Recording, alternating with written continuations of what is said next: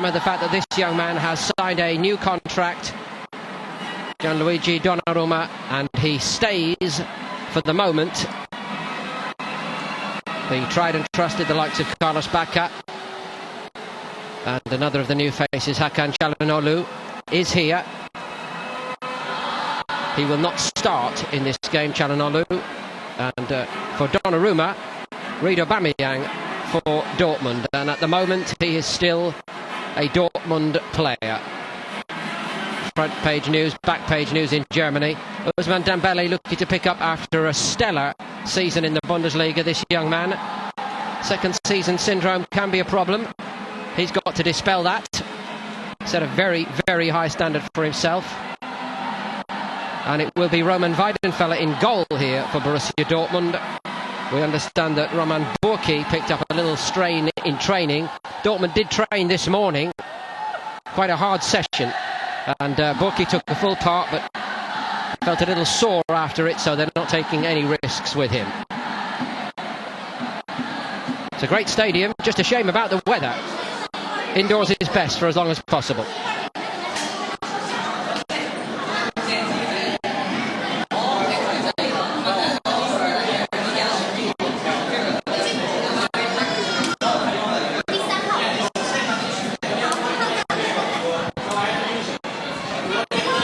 So Borussia Dortmund keen to get on with it here. Start of their season proper, much more imminent. So their travelling party not quite complete as we speak, but still, what, some 6 weeks away from the start of the Serie A campaign. Ricardo Rodriguez greeting some old friends.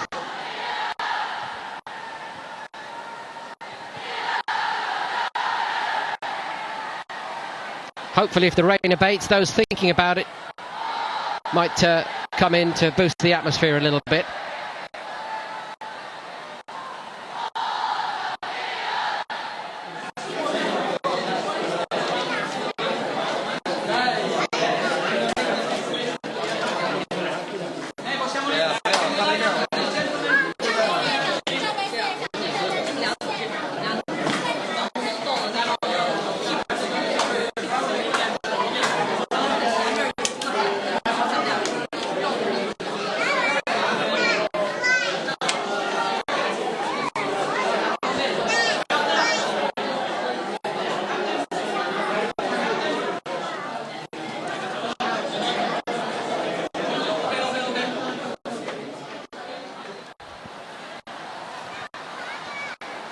The rain jackets are a must at the moment.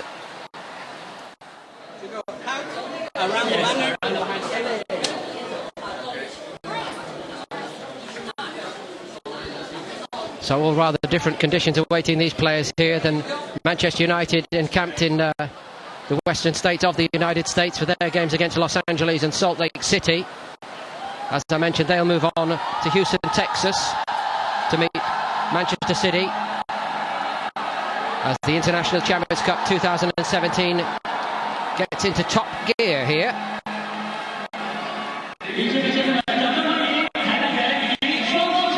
Ambitious, global and glamorous, this tournament. 2 glamour names here.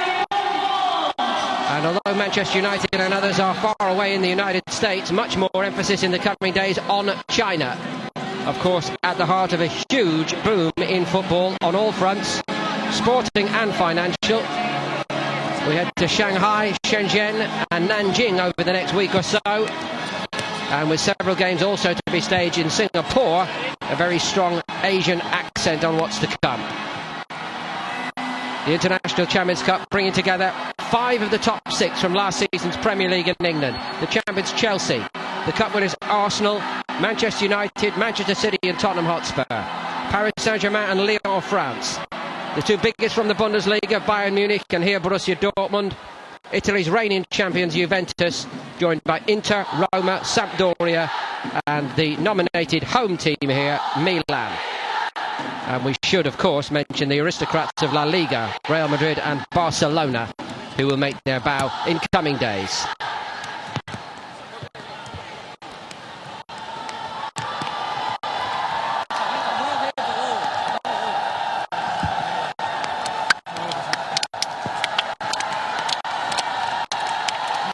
Almost home from home, you might say, for Milan, of course, under Chinese ownership now after that long-running saga was finally resolved. And they hope it's the start of a much brighter future on what they hope will be a sounder financial foundation. No sign yet of Leonardo Bonucci, the most headline-grabbing of their transfer moves. In fact, only Ricardo Rodriguez starts here in what looks quite like the Milan of last season. Frank Kessie, back from Atalanta, and Jose Mauri, who was on loan at Empoli, both starting here. And it is Marco Storuri in goal and not Gianluigi Donnarumma, who, as you have seen, is in the squad and has a new contract confirmed. And as for Dortmund, I mentioned Roman Burki not starting in goal, so the very accomplished Weidenfeller is starting instead. Sadly and disappointingly for them, Omar Toprak, training by himself back in Germany. He's had a visa problem and wasn't allowed into the country. He did play in the first game on this tour against the Urawa Diamond Reds in Japan. Dan Axel Zagadou, a free transfer from Paris Saint-Germain, starting with the more experienced Nuri Sahin and Sebastian Rode in midfield. Ignacio Abate doing the honours for Milan.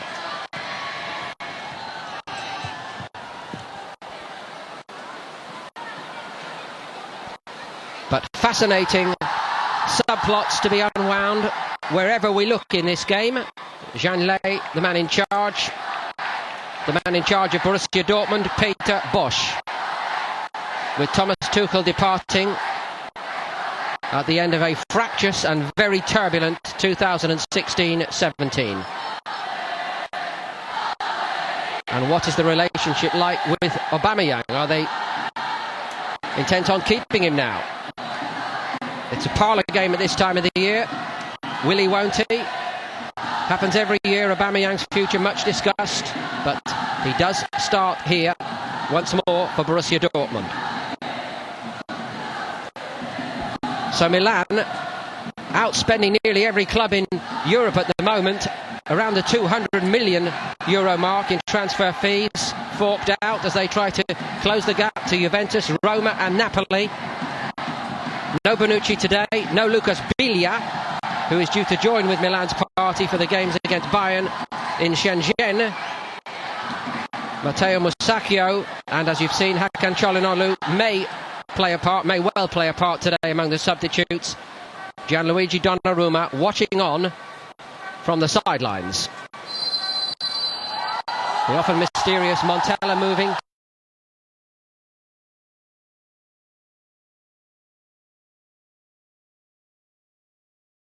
Tired of being mid-table in Serie A. And it'd be interesting to see how Dortmund do play under their new coach, the former Ajax coach, Peter Bosz, a man by reputation who loves to attack. Delighted to have Rob Daly alongside me. Rob. Really interesting fixture here because of the nature of the two teams and the changes that are going through. AC Milan in terms of personnel, granted we're not seeing a lot of the new signings in the starting 11 here, and Dortmund with the changing coach. Changing pace by Dembele. Got to watch him so quick, turning Paletta inside and out. Pulisic fighting for it. Pitch has taken an awful lot of rain, but the ball moving well enough across it at the moment. Very humid, of course. Anyway, at this time of the year, players losing plenty of fluids in training sessions. Very intense session by Dortmund earlier.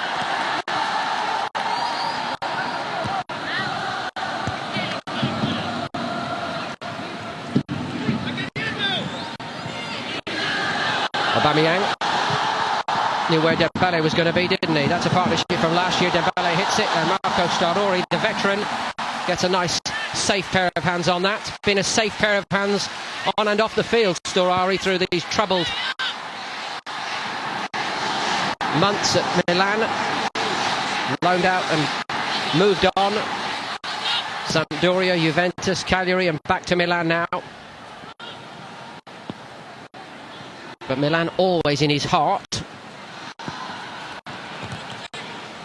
Montella. 3 seasons at Fiorentina, 4th in each of them. 4 would appear to be a minimum requirement, really. 6 last season for Milan. Got an early glimpse there of the best partnership I felt for Borussia Dortmund last season in that combination between Aubameyang and Dembele. Here goes Pulisic. Paletta full stretch again. Castro following up quickly.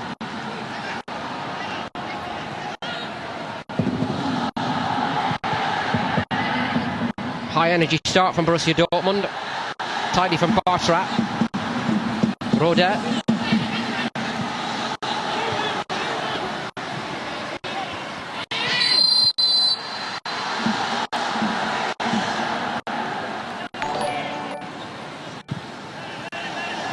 Just a single season at Ajax. Peter Bosz got them to the Europa League final, where they were summarily dismissed by Manchester United. Very disappointing night for Ajax. Couldn't win the title in Holland. Feyenoord beat him to that. But the turmoil and the pot-boiling tension at Dortmund finally accounting for Thomas Tuchel as the season reached a climax. Confirmation that Hakan Çalhanoğlu, once of the Bundesliga, of course, at Bayer Leverkusen.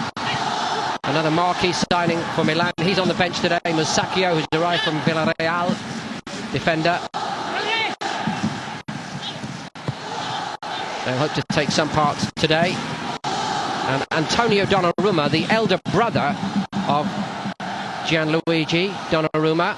And depending on who you believe, that was the sweetener which persuaded Gianluigi to sign on the dotted line that they bought his big brother there. Here come Dortmund again. Ferrari knew where his right-hand post was, I think, just drifting by it from Dembele, but Milan have started very poorly here. Wonderful play from Dembele. And if he can add more goals to his game, I think that's what takes him to the next level. 13 assists last season, many of those for Aubameyang. And that wasn't too far away, and that's twice down the right-hand side he's found space. And Milan are finding it very difficult to live with this. They played Lugano in Switzerland at the training camp there. Won 4-0. Crotone and Crociata, who were on the bench, were among the goal scorers. Still very early for them, and to emphasise just how early, the actual fixture list for Serie A 2017-18 is only published on Friday of this week, so they don't even know where they're playing yet. It's remarkable to think that. Obviously in England I think people would struggle with that kind of scheduling, but the objective for Milan is clear, to close the gap on those teams. As you mentioned, you look at how far they were behind Juventus. 28 points for the Rossoneri, simply nowhere near good enough still. The spin doctors want us to believe that this is just the very, very opening steps in what is going to be a new Milan. Can't fault their ambitious statement purchasing of big-name players like Biglia, Musacchio, Çalhanoğlu and Bonucci paramount, of course, and that one really made everybody in Italy wake up, I think, that he would leave Juventus for Milan. But it's one thing to buy them and then another thing to start putting a team together. Here's Roda. All Dortmund here early on. Dembele again. Can't catch up with him. Storari just got enough on it. Only just. Cleared by Zapata, but they can't get out. Bacca is hauled down by Socrates. Not sure which of Socrates and Bartra was not expecting to play with Omar Toprak's arrival. But of course, you never know what's going to be round the corner. Toprak finds he's got a visa problem, has to go home early. Socrates is, without question, I think Dortmund's first choice centre-back, outstanding for the last couple of years. I'd even say he was better than Mats Hummels in his final season at the club. Bartra had an inconsistent season at times. It was obviously disrupted at the back end after the Dortmund bus attack. But I would suspect that maybe Toprak and Socrates would be first choice central defensive pairing for Dortmund at the start of the season. I'll leave you to tell Bartra that, Rob. A glamour boy from Barcelona. Nyang back from a spell at Watford in the Premier League in England. Got a couple of goals in the second half of last season, but it's an important time with all these big money transfers coming in for the likes of Nyang, Mauri, Kessia, players who have been loaned out repeatedly by Milan to find their feet in Serie A. Not going to get many more chances now. These might be their last chances, these very friendlies. And the challenge for Montella is not just to perhaps assess a lot of the players that he does have, is to look at the new ones as well over the coming days. Nyang, it was Mauri who won that bravely. Milan get a corner. Hopefully Mauri's going to get back on his feet. The referee goes back to have a look at him. Mauri played against Milan for Empoli, where he was on loan, and actually they won in San Siro in April. Some leagues, like the Premier League in England, don't permit that, but a lot of people think that's wrong with so many players going on loan. And in Italy, they do allow loanees to play against the parent club. Personally, I'm in favour of that, I have to say. Bonaventura, who's kept his end up through these turbulent last couple of seasons.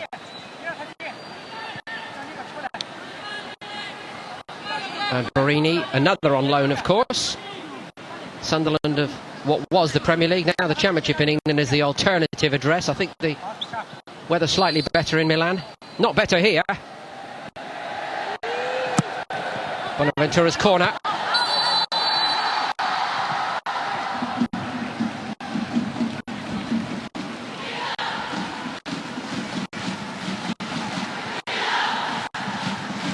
I think many were surprised by the signing of Borini. He does have one cap to his name for the Italian national team. Was taken to the European Championships in 2012. He perhaps has higher currency in Italy than he does in England. For them, it's probably no risk, but there certainly will be another striker arriving through the door. Whether that's Aubameyang, who used to play for Milan, playing against them today, or Alvaro Morata. Rumours of that, a potential move from Real Madrid, escalating in the past few days. And a sense that Manchester United have given up on Morata.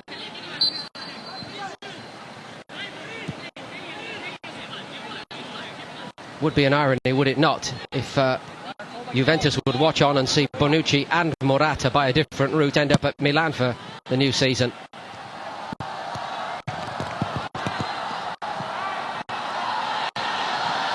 That's Bartra.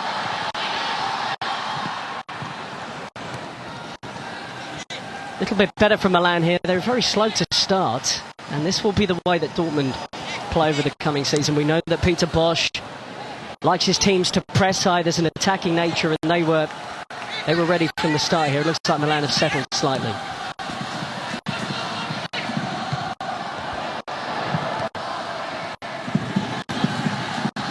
Piszczek on the front foot that time.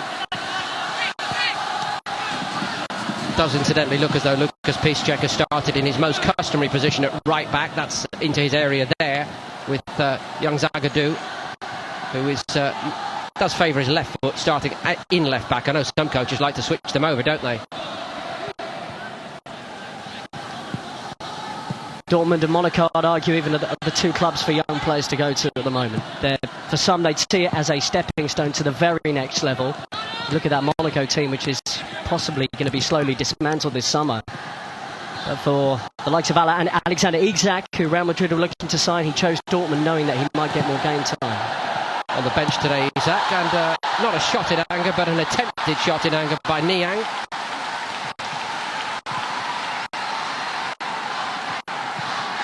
As you say, Rob, Milan finding their feet in the game a little bit. And everybody finding their feet okay despite the rain-sodden surface here.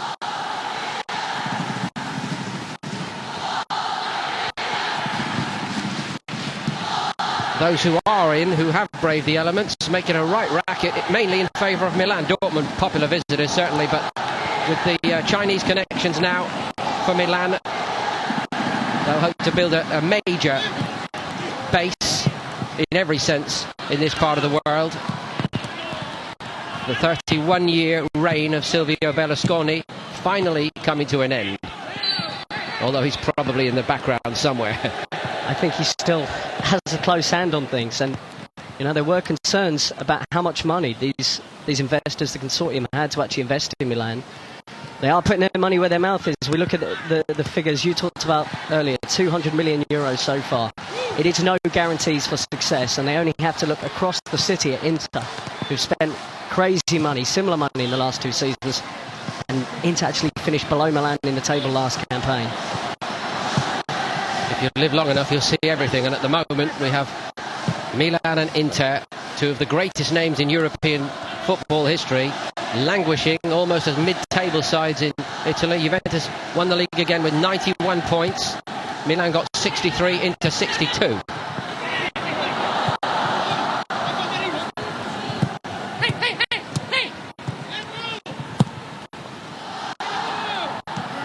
Bartra stepped in and on. He's got a free kick. The combative little Mari wasn't going to allow him to run past him. Bit naughty that for a friendly, wasn't it? Yeah, absolutely. He's fortunate. At least a caution in a competitive game.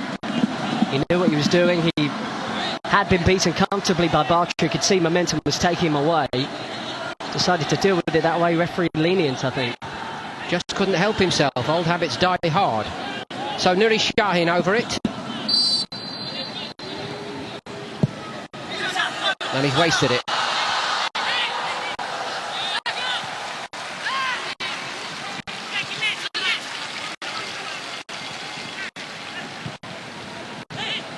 Poor delivery, really, and there weren't even that many players in that area. I can see Zagadou around the edge of the penalty area, and that was it. Cleared by Storari. Sahin. Zagadou to Christian Pulisic. Nice weight on that.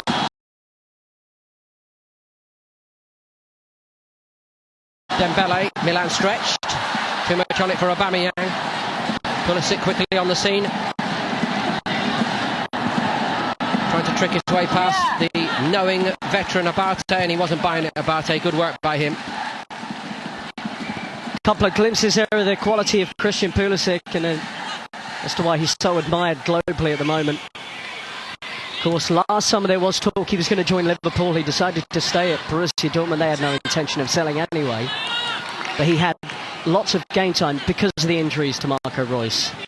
And really, with Reus out for a lot longer as well with a knee injury, Pulisic will make up surely the first choice front three for Dortmund as long as Aubameyang stays as well.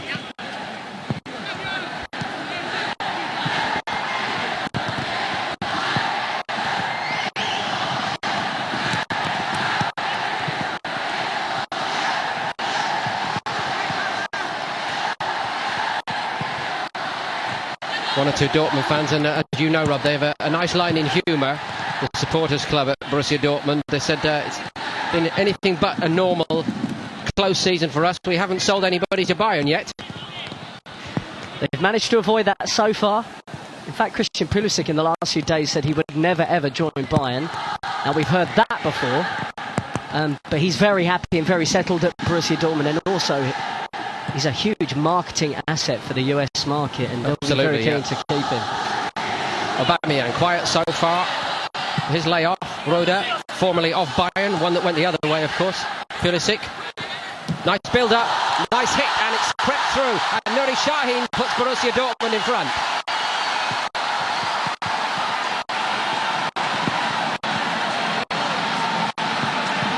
Wasn't a very good free kick by him, but nothing wrong with that strike. Arguably, Storari might have done a little better, but he couldn't keep it out. Well, on this surface, that kind of shot's going to be difficult to deal with. But Storari will know he should have done better. And he couldn't really claim that he was surprised that shot was going to come in. It was lined up for Sahin quite clearly by Pulisic. And I think Sahin knows just to hit that on the ground. He knows that Storari will struggle. 22 years older than Gianluigi Donnarumma, who, of course, is one of the finest goalkeepers in Europe right now.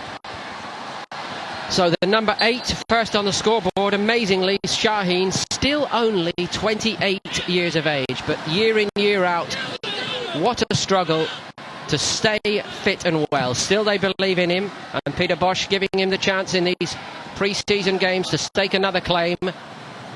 4 Bundesliga starts last season, 6 the season before, 6 the season before that, all because of injury. Just has not been able to stay fit. The move to Real Madrid perhaps came a little bit too early in his career. He didn't see much game time there. The loan move to Liverpool, of course, wasn't a success either. You really hope he does get more game time this season, with Dortmund selling Sven Bender to Bayer Leverkusen to link up with his brother Lars there. Maybe Shahim will get more game time in 2017-18.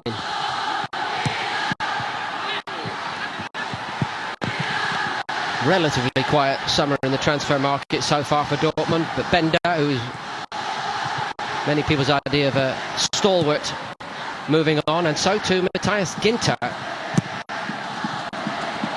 Dembele. So you're quite right, Rob, it does open up a little bit of space for the likes of Şahin in that area of the team. Ginter, not everybody's favourite Dortmund player, I think, but he had a very, very good FIFA Confederations Cup for Germany. And obviously the transfer was already on the blocks before that. So they've lost 2. Pulisic goes over, and it's going to be a penalty. Paletta argues the case, and the case may be that Pulisic was going over anyway, I don't know. Well, it's a nice piece of skill regardless from Pulisic. We will have to look at this again. Just inside the penalty area. He's so clever. Paletta was tempted in. Just enough to bring him down. Dortmund thoroughly on top at the moment. So Aubameyang, the goal scorer for all seasons, starting this pre-season still as a Borussia Dortmund player. What the future holds, nobody knows. But it would be nice for him to start that clock ticking in the goal-scoring sense again. Down the middle with pace, he's got every kind of penalty in the book. He can chip them, he can hit them hard into the corners. And he just waited for Storari to go down here. It's 2-0 Borussia Dortmund. It's a fine penalty from the top scorer in the Bundesliga last season. He was simply outstanding. And that's a very good penalty indeed. You do wonder why more clubs are not interested in the talent of Aubameyang. PSG linked, City linked, moved to China. They never materialised. I think Borussia Dortmund would be very happy to see him in that number 17 shirt next season. 40 in 46 last season, 31 in the Bundesliga. Made even Robert Lewandowski turn all jealous. Paletta in a panic again. I said at the start, Rob, this is a bit too much like watching the Milan side of last season. All these big name players, but none of them really on the field at the moment, and it's got the feel of a Milan performance from last season, perhaps. Brittle. Spot on. I'm sure Montella is desperate to get those new players on the training pitch to work on what he wants. Not all of them have been available immediately on the tour. We understand that Andre Silva, who was at the Confederations Cup, Bonucci and Bilia, who only signed this week, are all on their way to China now for their next friendly. And I mean, that entire 11, perhaps bar Donnarumma, ironically, will be dramatically changed. Aubameyang, flag stayed down. Milan all over the place here. Off Paletta again, corner.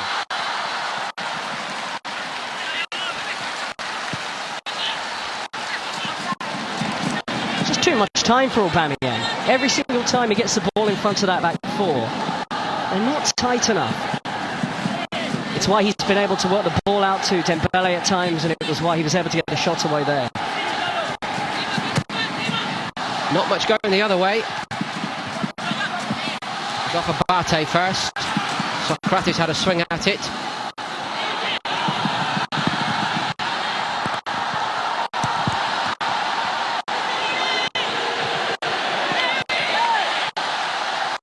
Lucas Piszczek covering right across on Barini.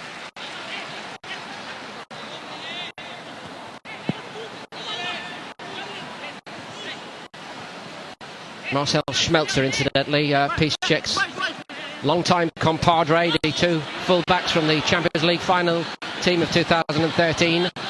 Schmelzer, the club captain now at Dortmund, he's among the substitutes today.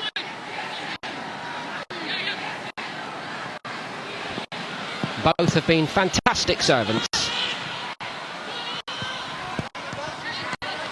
I mentioned the likes of Ginter and Bender. I think for many Dortmund fans, they saw those players as being the sort of inheritors of that tradition, but for their own reasons, happy to move on. Ginter underwhelmed and underperformed when he was brought in from Freiburg. He was certainly seen as a future Borussia Dortmund starter. I remember one game against Hertha Berlin, especially last season away from home, he was very poor in possession. And I think given the money they got, I think it was something like 15 million euros from Borussia Mönchengladbach. Yes. I think that was a good piece of business by Dortmund. Certainly proved his worth in that international squad in the tournament in Russia. Now Bakker fighting his way forward. Has a hit and it's crept past Weidenfeller. And out of nothing, Milan get one back.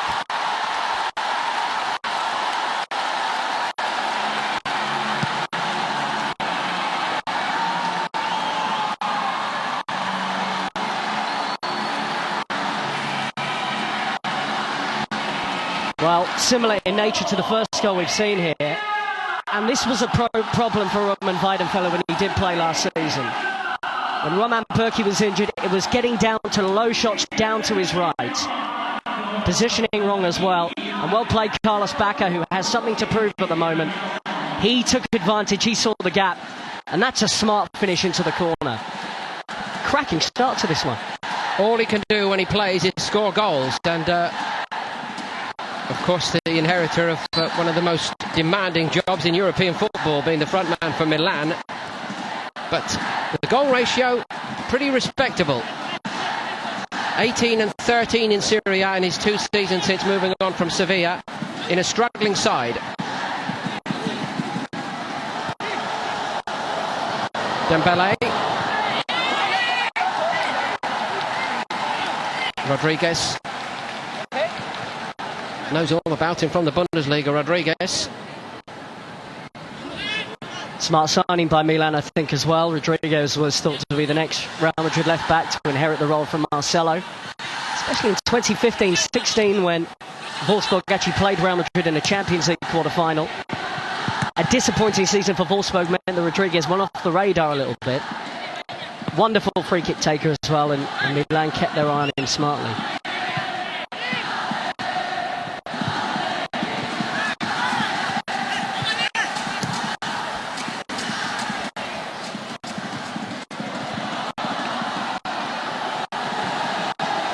Bakker goes again. Socrates in trouble against him. Just leaning on him a little bit. Socrates gets away with that. Well, there's the physicality of Bakker, who's actually been booked for kicking the ball away, I think. Looked a little harsh to me on first viewing. This is good work from Bakker. I don't really see what he's done wrong there. There was an arm on Socrates when he was already going to ground. I don't think that's a free kick. Well, he's doing what he does. You know, he puts the ball in the net and he puts himself about all over people. And the likes of Andre Silva have a different skill set, don't they? So, you know, that's his value. He plays to his strengths. A lot of coaches like that. And doesn't try to be something he's not.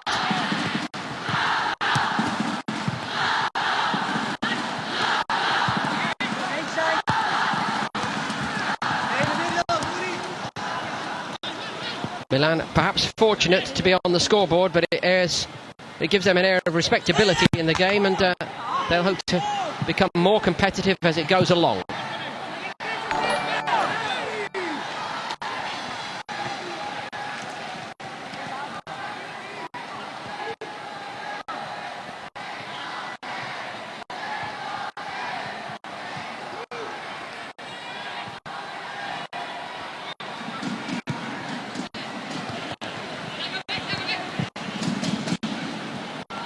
Socrates haven't really got Aubameyang on the run so far. Gonzalo Castro. Broken up by Zapata.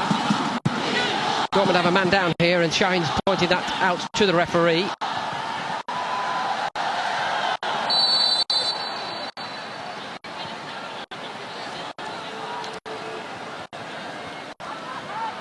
Man is Castro.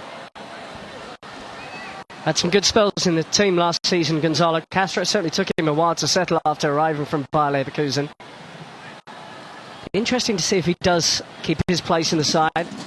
He's caught high up there, in fact. Mahmoud Dahoud, signed from Gladbach. Would be an expected starter, I think, for Dortmund alongside Julian Weigl next season in the middle. It's whether Castro can pick up the third of the three central midfield positions. Was rewarded with a new contract halfway through last season.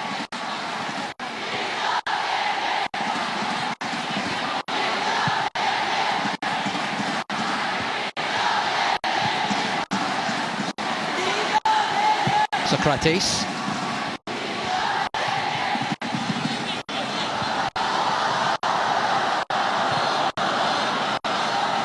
Shahin. The transfer policy by Dortmund. True to type, really. Sell high, buy low, buy young. So incoming, Mo Dahoud, who was an outstanding prospect at Mönchengladbach last season, Germany under-21 international. Zagadou, who's on the ball now. Only just turned 18, Zagadou.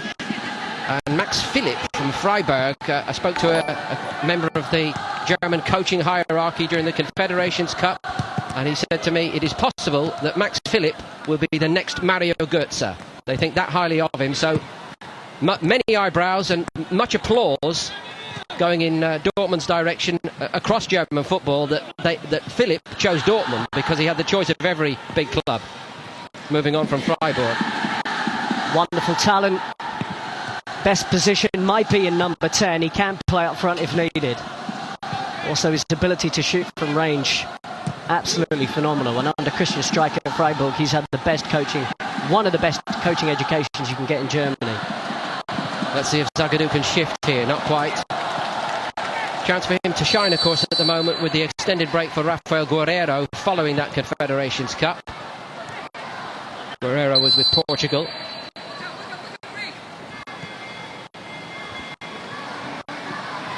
Philipp, potentially the next Mario Götze, or so they say. The current Mario Götze is on the bench over Bush's shoulder.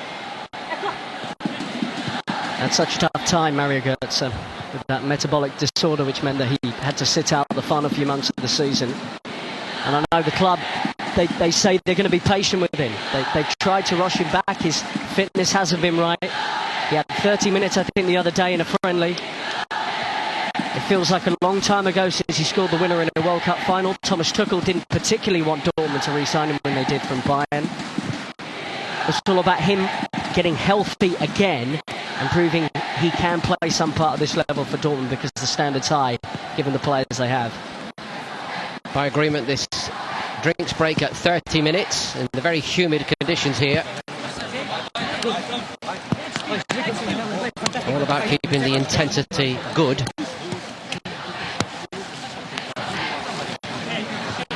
I think Peter Bosz will be loving what he's seeing so far. Encouraging signs of the type of football he wants to play. Questionable goalkeeping for two of the three today. And a nice hit from Yuri Shahin and a cool penalty as well from Pierre-Emerick Aubameyang.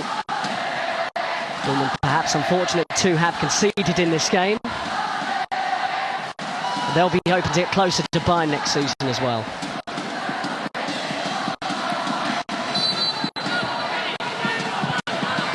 Bakker bustling his way through to put Milan on the scoreboard. Yes, Weidenfeller, not his finest moment in goal. Not that Bakker cares about that. The more I see a replay of that goal, the more I love the fact he tried it. Great thinking from Bakker, who, I mean, at Sevilla in their Europa League triumph, a couple of those I think involved with, he was simply outstanding leading the line. And as you say, regardless of whether they bring in Morata having already brought in Andre Silva, he's a different centre-forward to what they've got. Bartra down.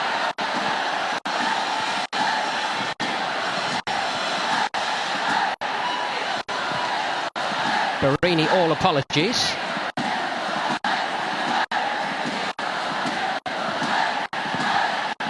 A couple of times Amar Bartra has been clattered so far. He did return before the end of the season with that wrist injury. It's actually Barini catching him on the way back. Nothing to do with the challenge. There.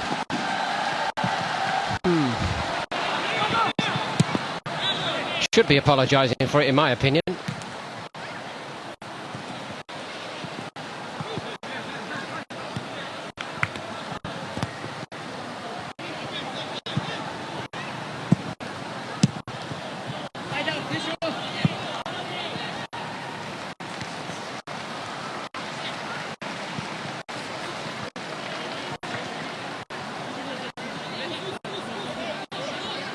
Quiet from Rodriguez at his swashbuckling best.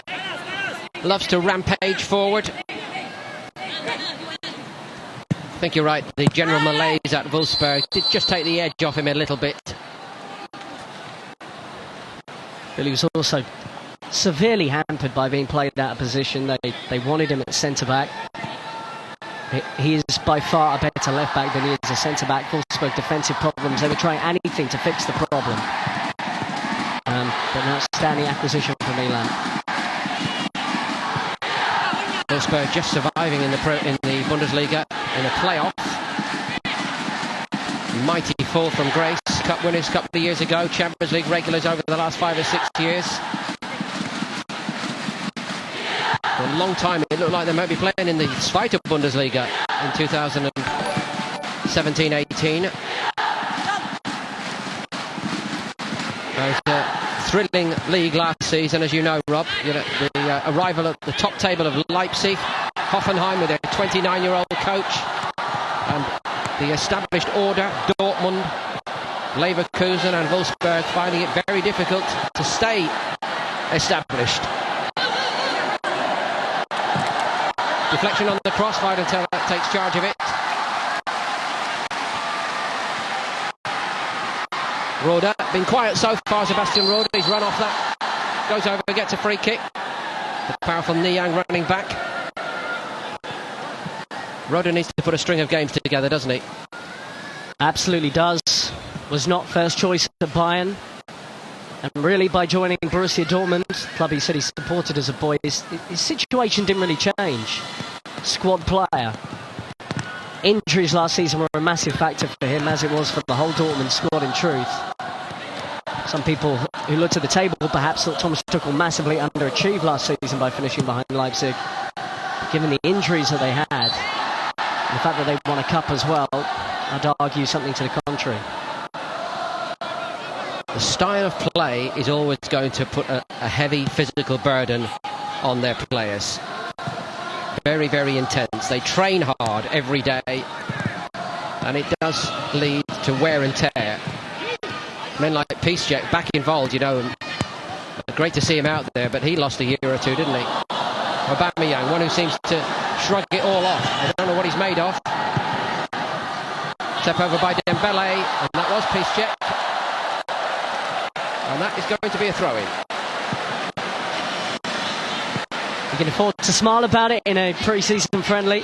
But it was a nice build-up from Dortmund, again involving Dembele, who's just so clever.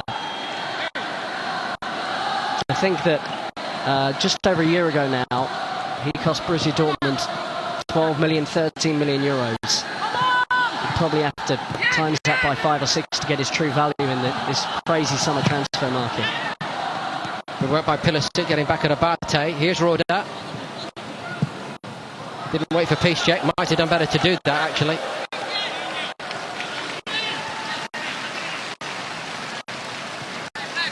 Paid 15 million for him.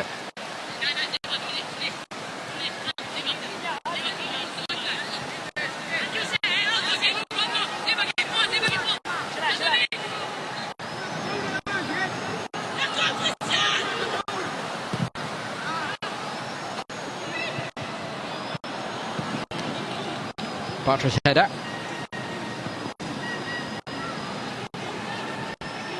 Barini better be careful. I think there might be a little bit of score settling after his stamp.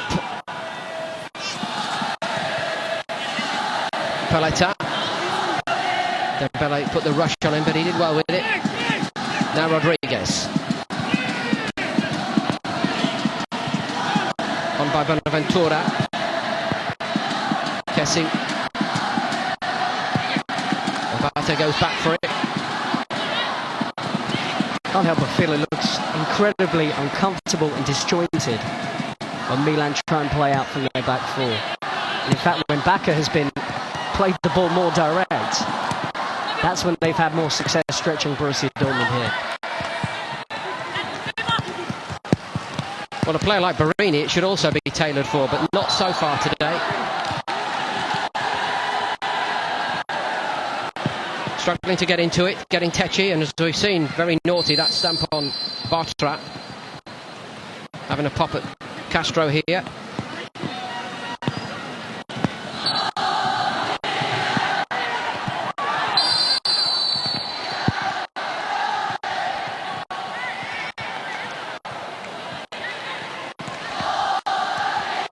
Seen a few tasty challenges and naughty ones as well from the Milan players, and I think it's indicative of their frustrations, of that they have been unable to find any kind of rhythm in this game so far, and it's a Dortmund side that look fitter, fresher and sharper. August the 5th, the date of the Super Cup against Bayern. That might explain a lot of it.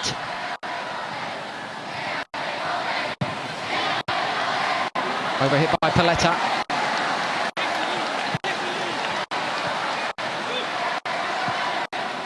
Another point, I think, for Borussia Dortmund's point of view at the moment, Rob, is given the stellar performances of the so-called backup players for Germany at the FIFA Confederations Cup. The under-21s won the European Championship. The top-line players have got it all to do to get places on the plane for the World Cup. Here's Aubameyang trying to go around Paletta. He's done that. Great pull back, and it's put over the top by Castro. This is what Pierre-Emerick Aubameyang is excellent at as well, and it is stretching teams. Started out really as a wide man when he first came to Borussia Dortmund, has turned into an excellent centre-forward. But able to bring in his teammates here, and it's very clever. He knew to chop that back to one of two players in yellow shirts. And Dortmund, well, it could have been a bigger lead at this point in the game.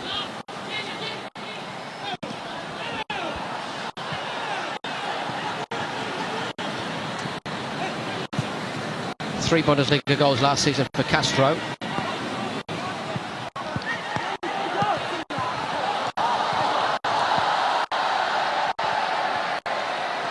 Good running by Niang. Here's Barini.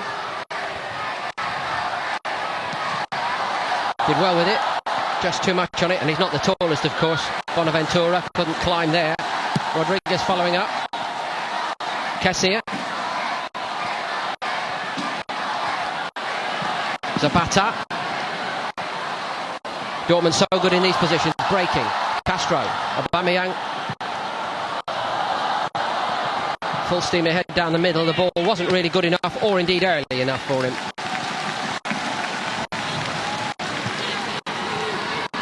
One of the fastest players in world football. You have to have faith that he'll be able to get onto a ball that's played early. I think you're absolutely right there. For managers watching around Europe. Well, good overrule by the referee. The flag went up because it was Mauri coming back from an offside position, but he didn't go to play the ball. Well done, referee. Came to nothing anyway. Peace check.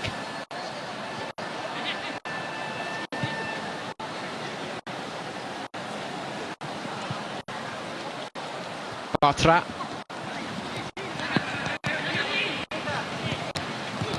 Still don't know, of course, how the likes of Bartra are coming to terms with the events on that infamous night in April when the Borussia Dortmund team bus was attacked on the way to the Champions League game against Monaco.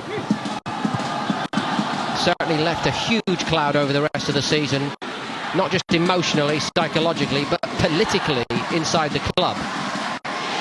And Thomas Tuchel was outspoken in his criticism of the game going ahead. That did him no favours with the board. And very soon after, the relationship pretty much broke down completely. But whoever is in charge of the players now has got to make sure that they are in the right frame of mind going forward. Some will deal with it in a different way to others. Certainly from Matthias Ginter, players now left Dortmund. Massively affected him. I think he even questioned whether he really wanted to continue playing around that time. But that incident, while that relationship was in decline already at Borussia Dortmund with him and some of the senior players for Thomas Tuchel, it was the catalyst and the beginning of the end.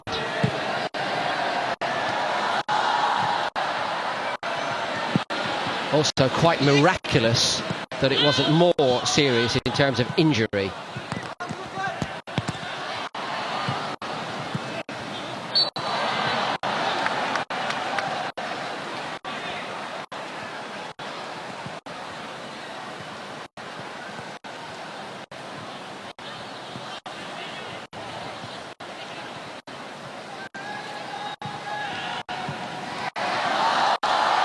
Mauri, Barini found a little bit of room and couldn't find the far post.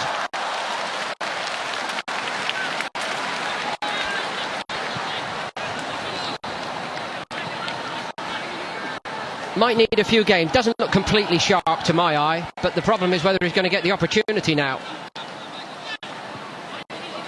He says he's come to Milan to start games. I don't think he will start many. But Milan, they'll be hoping Europa League duties. They have to play qualifiers to actually reach the group stage, plus the Coppa Italia. It's a lot of matches that they have to play, and you presume he'd be used more in cup competition over the coming 12 months. 2 goals for relegated Sunderland in the Premier League in England. Did much better, of course, the previous year when they came from a seemingly hopeless position to survive.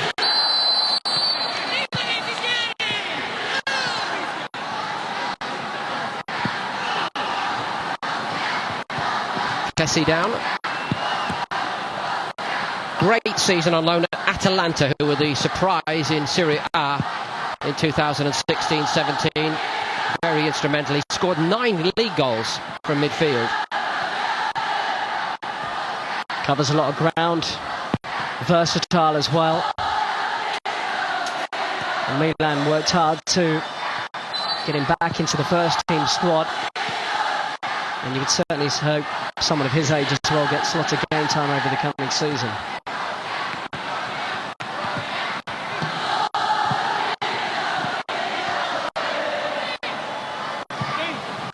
The 45-minute mark has been passed. There'll be a couple of stoppage minutes, we understand.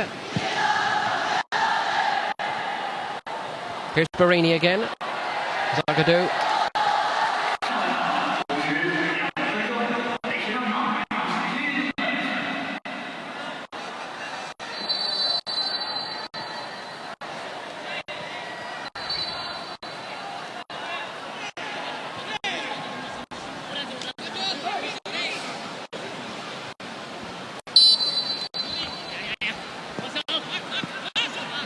Abate, Bacca, trying to work with Barini, who's gone over on the edge of the box, and they're going to get a free kick here, Milan. You can see Ricardo Rodriguez immediately stepping over towards the ball. Didn't actually score that many in the Bundesliga last season. But I think he'll be looking to line this up with that left foot of his.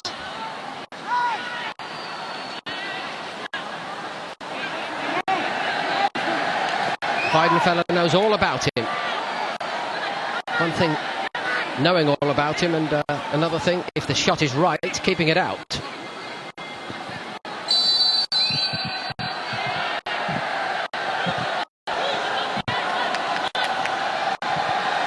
It is Rodriguez.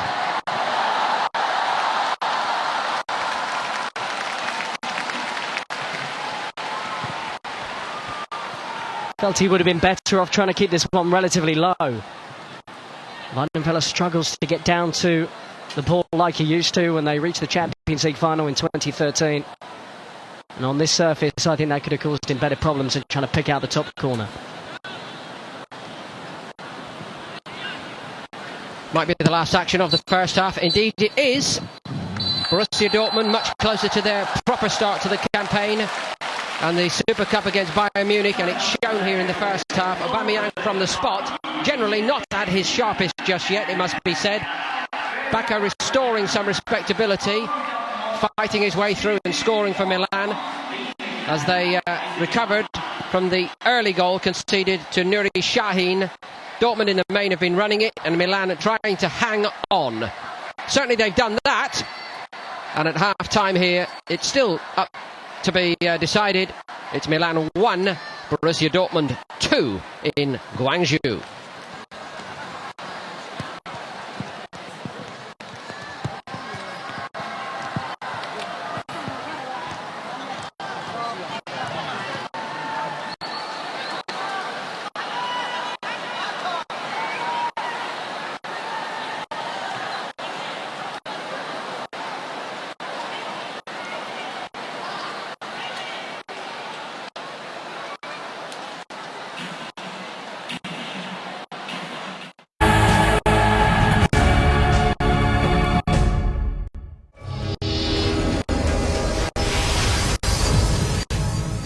Premier Sports is going mobile.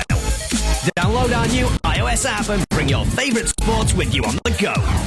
That's bone crunches in the Docks waiting room, contests, overtime winners on your lunch break, and some 200 miles per hour racing on the bus. Yeah, baby. Plus, check out our new Premier Player website on your desktop while you're at it too. Android version coming soon. And what a goal! The International Champions Cup, live Wednesday on Premier Sports. Trevor. Yeah? You're a private landlord, right? And your tenants are in a tough financial situation. They can't pay their rent, which is keeping you up at night. Yeah, but you're with Direct Line. They'll repay any unpaid rent until the tenants are out. So relax, Trevor. It's time for me to put you to sleep. Coco? Landlords, Direct Line guarantees to beat the quote and renewal premium of other insurers for the same cover. I've been asked many times what my number one interview was. Tough question. But for over 50s life cover, the nation's number one choice is clear. The guaranteed over 50 plan from Sun Life. We don't like to leave something for our loved ones to help with funeral costs or as a cash gift. And with the nation's number one, you can do just that. If you're aged between 50 and 85, you're guaranteed to be accepted without any health questions. And cover starts from under £4 a month. You can't get this kind of cover for less. After you've had the plan for 2 years, a cash sum is paid when you're gone. Call this number today. The first month's premium is free. You get a free pen just for inquiring and a gift card when you join. Why not put your family first with a number one choice? Call free on 0800 50 55 50 or visit sunlife.co.uk. Welcome to QuickBooks. Manage your small business finances with it. Customize and send invoices in seconds. Get paid faster. Automatically calculate self-assessment and VAT. Run payroll with ease. And connect everything to your bank account. All using an effortless solution that's great for accountants and used by over 1 million small businesses. QuickBooks makes any place your place of business. See your finances in a whole new way. Search QuickBooks today. Now with up to 50% off for your first 6 months. QuickBooks. Your accounts and taxes done.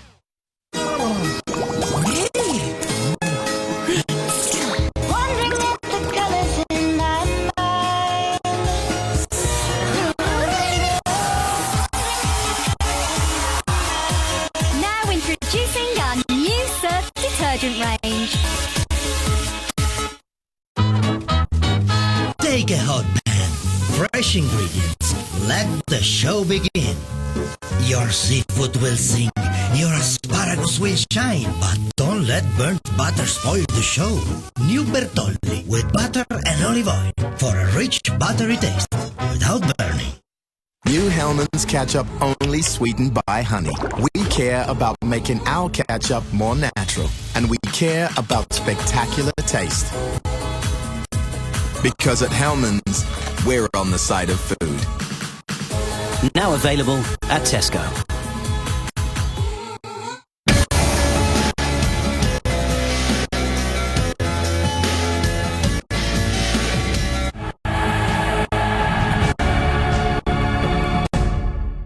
Everybody in Guangzhou reviewing the highlights of this first half, the International Champions Cup meeting of Milan and Borussia Dortmund. Dortmund certainly looking sharp and purposeful from the off, and Nuri Sahin putting the German club in front, getting the ball past Storari. It was quite spicy at times, and Mauri in midfield putting himself about for Milan certainly. Christian Pulisic going over and earning the penalty against Paletta. What was your view of it, Rob? I think it was a penalty. Pulisic too clever on the turn to get away from the defender. There wasn't much in it, but enough to award the penalty, and you can't fault the spot kick itself from Aubameyang. Absolutely ruthless. So the top scorer of last season gets one in pre-season here. The giveaway by Zagadou would prove costly as Bacca barrelled his way past a couple of would-be challengers, and somehow it squirmed free of Weidenfeller, and out of very little, Milan on the scoreboard. They'd not created hardly anything in the attacking sense to that point. Dortmund thoroughly on top for the entirety of the first half, but especially the first 25 minutes. But on this wet, greasy surface, the rain hasn't stopped. It was going to be difficult for the veteran goalkeeper to get down to that, and very clever from Bacca as well. Milan just not quite sharp enough to get to everything, and moments of frustration certainly creeping in. This little tangle here between Borini and Bartra, very unseemly. I know we're a long way from it, but I think Borini should be getting his legs out of the way of Bartra. Understandably, Bartra and Dortmund were not happy about that. And Gonzalo Castro not too happy to spoon it over the bar. Might have put a reasonable gloss on the scoreline at half-time had he kept it down after Aubameyang, who's been himself in fits and starts in this first half. Looks perhaps as though he needs a week or so of hard training to get the real sharpness back. Mauri coming onto it and giving it to Borini here. Don't think he really got the kind of contact he would want here. I wonder if he saw Bacca run across there as well and was tempted to try and play it into him. A little bit of doubt in his mind, but he was certainly trying to pick out that far corner in the end. And Weidenfeller looking a little bit concerned, but that's as bad as it got as Borini's shot went wide. And Milan still looking for top condition physically, and it's shown in the first half. Borussia Dortmund have in the main controlled it. Second half coming in just a few minutes.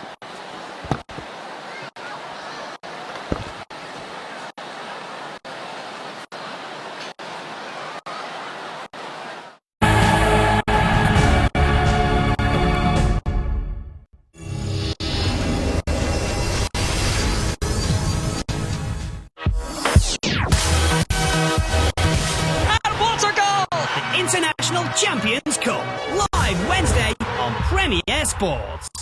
Trevor. Yeah? You're a private landlord, right? And your tenants are in a tough financial situation. They can't pay their rent, which is keeping you up at night. Yeah, but you're with Direct Line. They'll repay any unpaid rent until the tenants are out. So relax, Trevor. It's time for me to put you to sleep. Coco?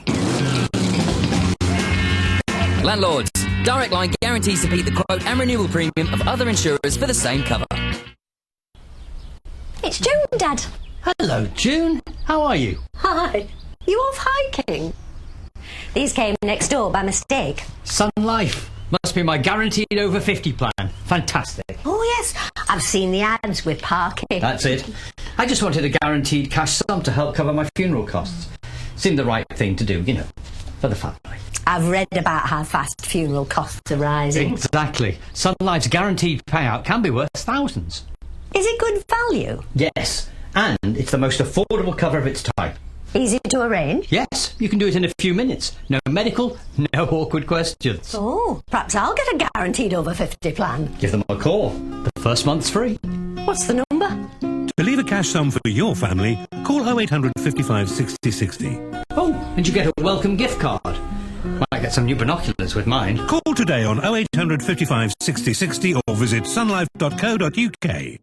Welcome to QuickBooks. Manage your small business finances with it. Customize and send invoices in seconds. Get paid faster. Automatically calculate self-assessment and VAT. Run payroll with ease. And connect everything to your bank account. All using an effortless solution that's great for accountants and used by over 1 million small businesses. QuickBooks makes any place your place of business. See your finances in a whole new way. Search QuickBooks today. Now with up to 50% off for your first 6 months. QuickBooks. Your accounts and taxes done.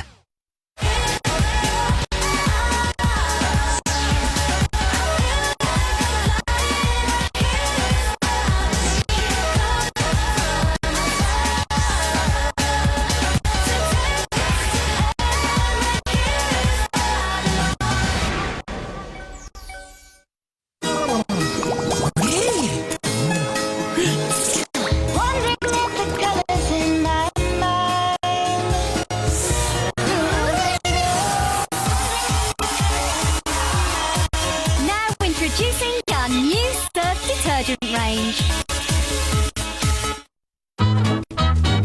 Take a hot pan, fresh ingredients, let the show begin.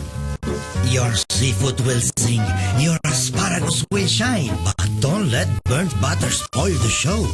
New Bertolli with butter and olive oil for a rich buttery taste without burning. The football competition of the summer is coming to Premier Sports. Watch 19 games featuring some of the Premier League's best. Along with Real Madrid, Barcelona, and a host of top European sides. Your seafood will sing, your asparagus will shine. Don't let the 2017 International Champions Cup this July on Premier Sports. The football competition of the summer is coming to Premier Sports. Watch 19 games featuring some of the Premier League's best. Along with Real Madrid, Barcelona, and a host of top European sides. 2-1, Borussia Dortmund leading here in Guangzhou. Welcome back, everybody. The 2017 opening of the International Champions Cup 2017. Not helped by the weather, it must be said, but some high-quality stuff on the display from one of Germany's elite clubs. Milan, some of the Premier League's best. They might have liked, in all honesty, given at the start of the Serie A season, it's still several 2-1 Borussia Dortmund leading here in Guangzhou. Welcome back, everybody. Before all the opening of the Super Cup International Champions 2017.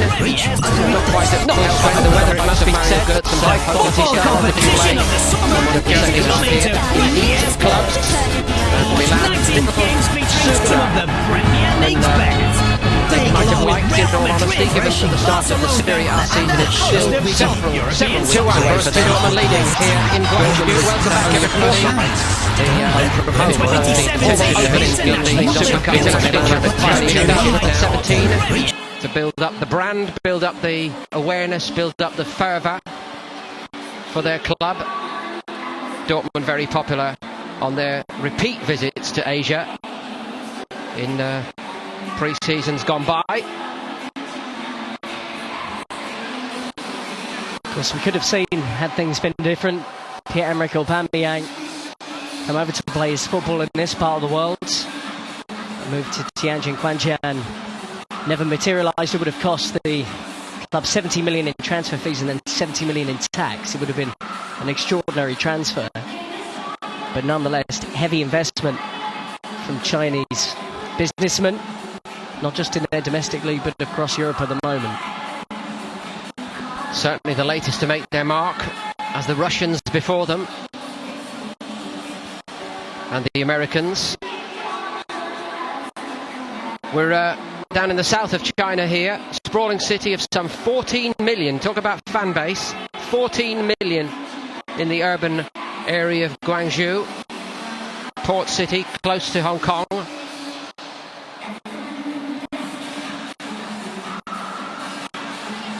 8:30 in the evening here, or coming up to that.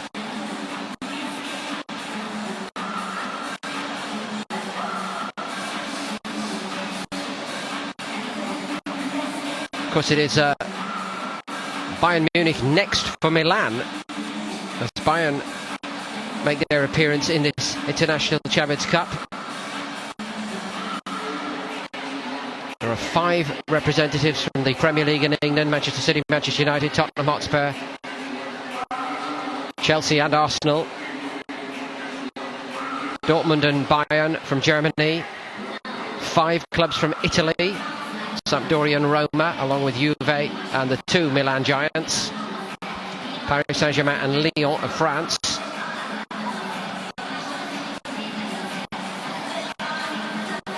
And the games being spread around this vast country, rightly. Several more games in this continent in Singapore.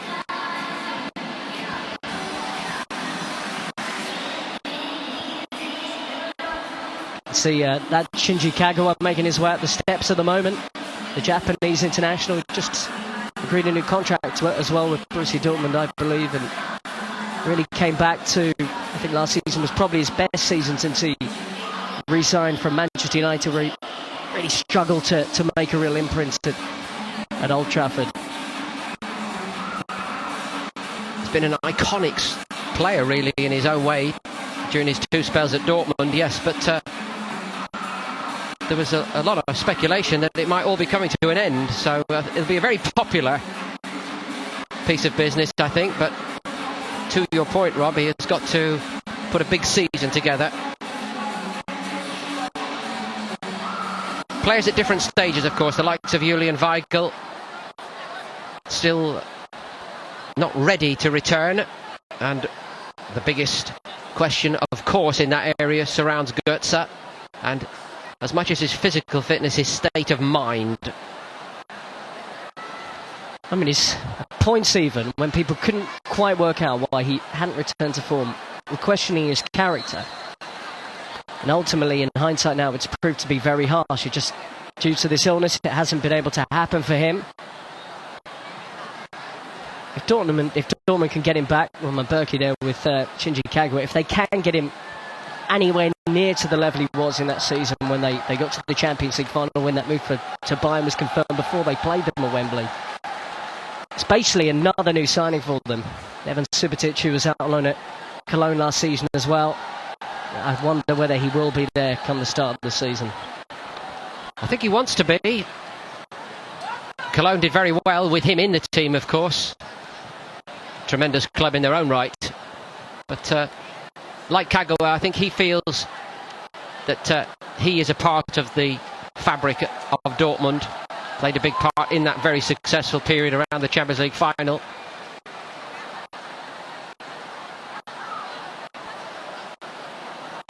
So Bosch, the new coach, resisting the temptation to make wholesale changes at this point. Musacchio's out there for Milan.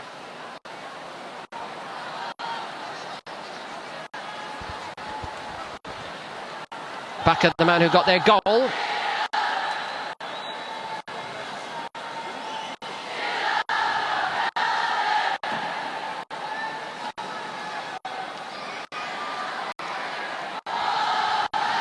Can really ruin the rhythm of the game, so I'm going to pipe up right now and say I'm pleased that the substitutes have been considered and cautious to this point. But Hakan Çalhanoğlu starts in that famous jersey.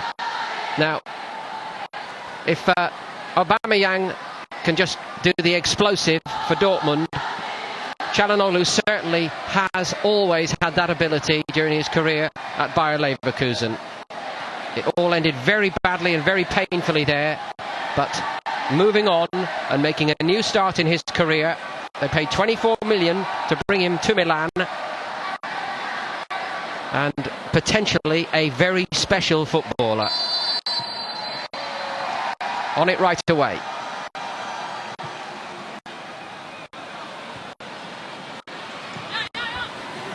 Well, in Hakan Çalhanoğlu, they've signed one of the two best free-kick takers from the Bundesliga, and I might argue that Rodriguez was the other. Wonderfully gifted technical player, can play wide, can play through the middle. It looks like, as he comes on for Liang here, who was playing out on the left-hand side, but it looks like he might have settled into the middle of the pitch. It'll be interesting to see whether he'll be in behind Bakker in the opening stages. And a change in goal. Youngster Dominic Reimann is on for Weidenfeller. Burki picking up that little injury in the training session earlier today, in case you weren't with us at the start. He makes them work hard, doesn't he? Really full-on session earlier today. And then a match in the evening.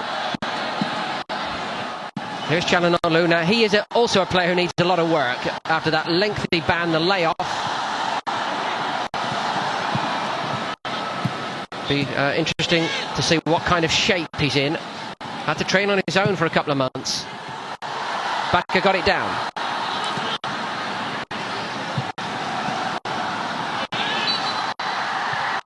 To my untrained eye, I'm not sure Aubameyang is fully sharp yet. What do you think, Rob? Possibly not. We've seen flashes of what he can do. They're all working their way back to full fitness. It is mid-July. But I'm sure he'll be ready for the start of the season. And just looking at a couple of the big newspapers in Germany in the past couple of hours seem to quote similar sources from Borussia Dortmund saying that the window is shut in their mind in terms of Aubameyang, that no clubs have been forthcoming, and that he will be their player next season. The club want clarity, and that's why they said a couple of days ago, look, there's a deadline, and after it falls, we're not going to talk about it anymore. And that, is logical, good club management, in my view. Dembele. But it also does depend on the goodwill of the player, doesn't it? That the player is going to get that. They've made a mess of this. He's going to be offside, surely, Aubameyang. He knew that, surely. Just couldn't help himself. No, strikers can't. He seemed to indicate at the back end of last season that he would be going. Move to Real Madrid, I think, was clearly his ideal destination. The emergence of perhaps even not just Ronaldo as a striker, but Kylian Mbappe as a future Real Madrid player perhaps limited that possibility for him. On by Çalhanoğlu. Bonaventura. Rodriguez. That's a bit more like it. Rodriguez pushing on. Bonaventura. Rodriguez again. 4 in the box for Milan. Deflection on the cross. Put clear by Şahin.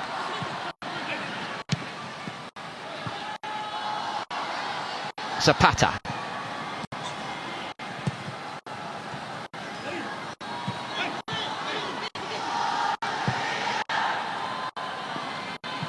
Perhaps looking a bit more focused here, Milan. I don't know. We shall see. Early stages of this second half, but there's a bit of a purpose about them here. That's a nice idea. Barini onside.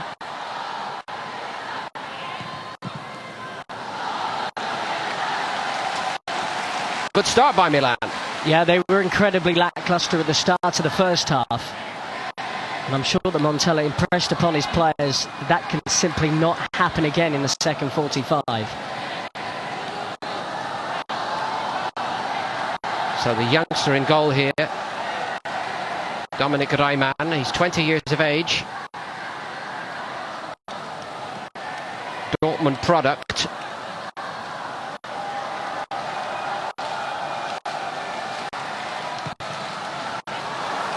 Wasn't tempted to come for that.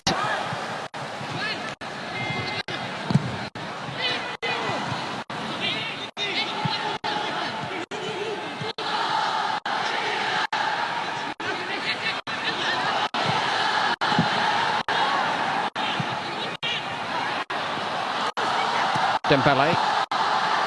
To confirm it is Felix Paslak who's on at full-back, right-back for Dortmund.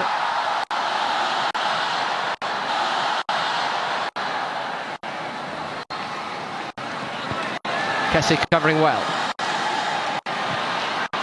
Just overran it. Inexperience showed itself then. Şahin. Step over by Castro to let it run to Aubameyang, and Castro couldn't get it back. A little bit careless once he had done the hard part in midfield, but this is what Dortmund like to do. Interchange quick passes, and I think come the start of the season, a little bit sharper, Aubameyang's making that pass.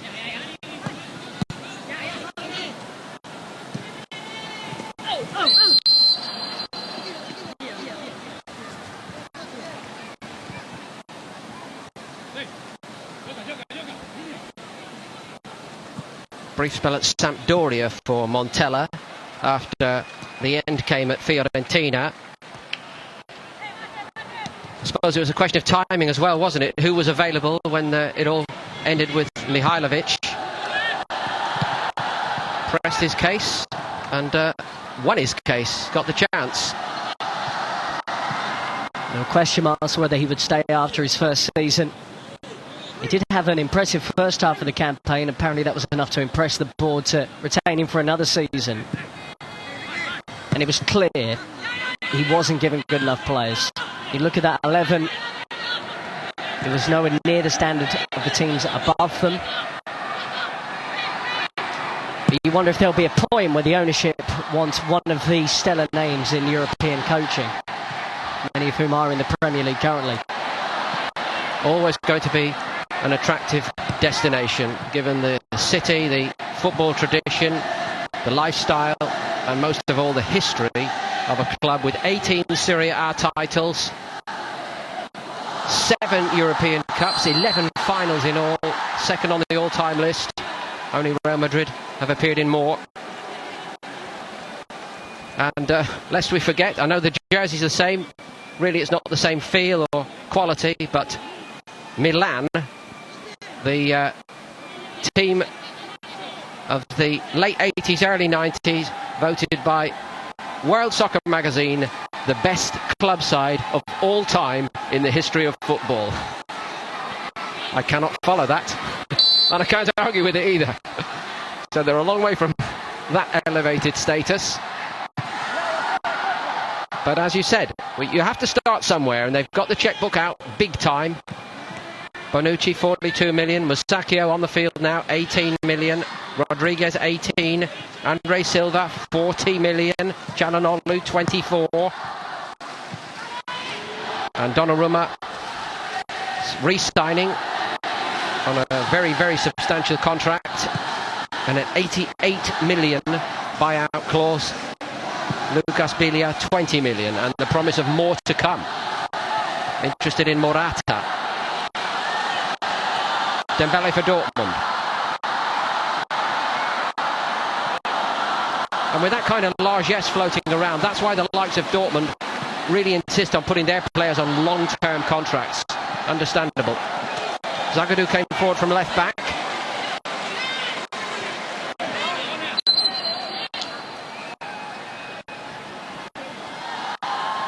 Works to a different model, really, Bosch.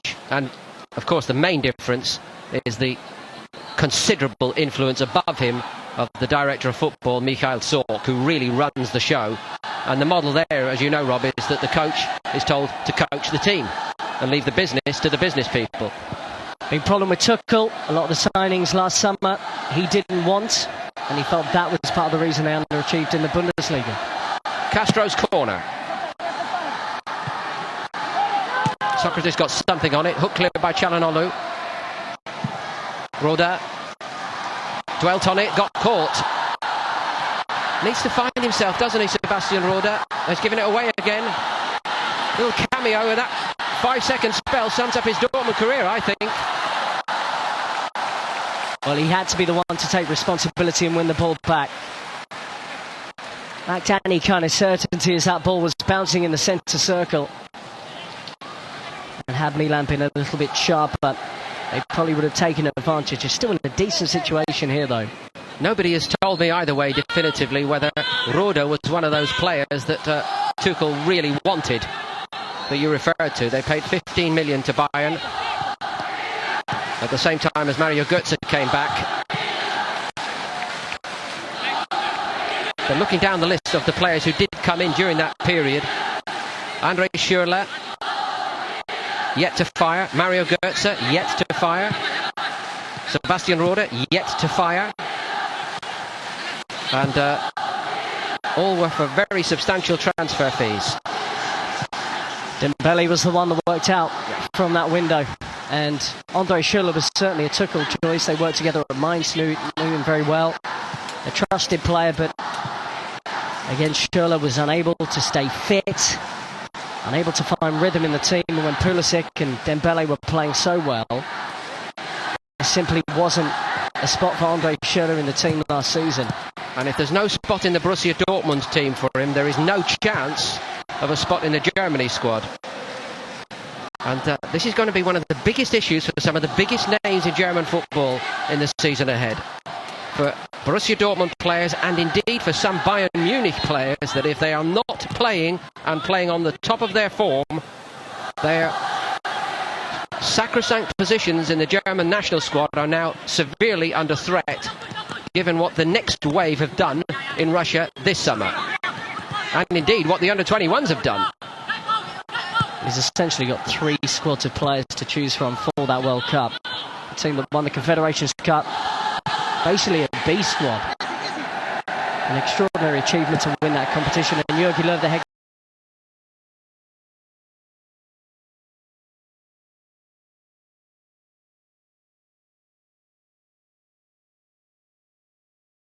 coach of the German national team, really values the Confederations Cup. I mean, going back to 2005, he cited the fact that they embedded under Jürgen Klinsmann then. The competition has never been greater.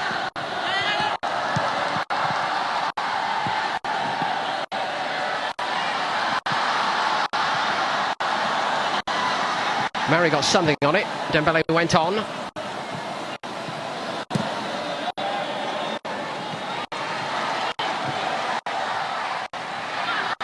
Socrates. Played forward by Şahin. Similar style to Gundogan, of course, isn't he? That's another factor there. Aubameyang, was there an arm on that? Well, it was allowed to continue anyway. Pulisic has it, briefly. No problems for Milan. İlkay Gundogan of Manchester City now, once off Dortmund. Not even on the radar at the moment for the national team. And indeed is Mario Götze, who's going to come on here and get some game time again. The man who won them the World Cup. Schürrle, the man with the assist. I think it would have ruined their holiday, personally, to see how well the next wave were doing. I wish them well in the national jersey, but it could come at a cost for them. They're certainly going to need to find their top form.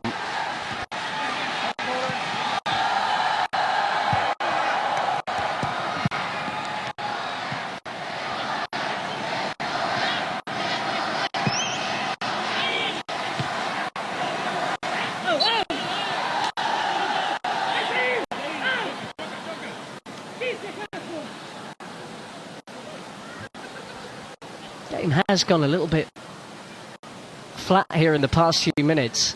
Maybe it does need freshening up. Dembele trying to make things happen. But given the nature of the first half and how open it was and how exciting Dortmund were in particular, I've quite seen a similar match in the second period. Just a sense perhaps that Milan have gritted their teeth and said, come on, let's try and get something out of this. Still early. The legs do look a little bit heavy, but getting results is a habit, and they want to start to get into that habit. Bonaventura couldn't make any headway, and neither will Aubameyang there.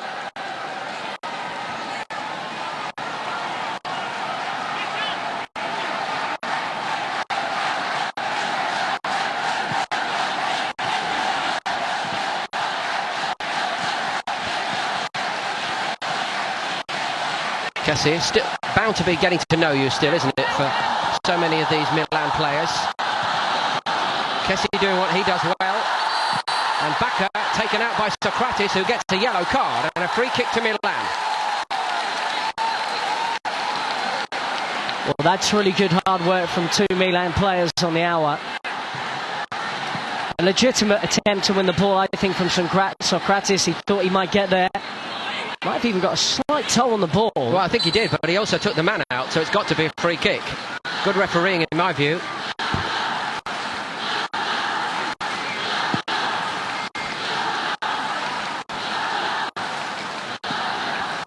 Wonder now if this will be Çalhanoğlu's turn to have a free kick on the edge of the penalty area. Finally, the rain is abating somewhat.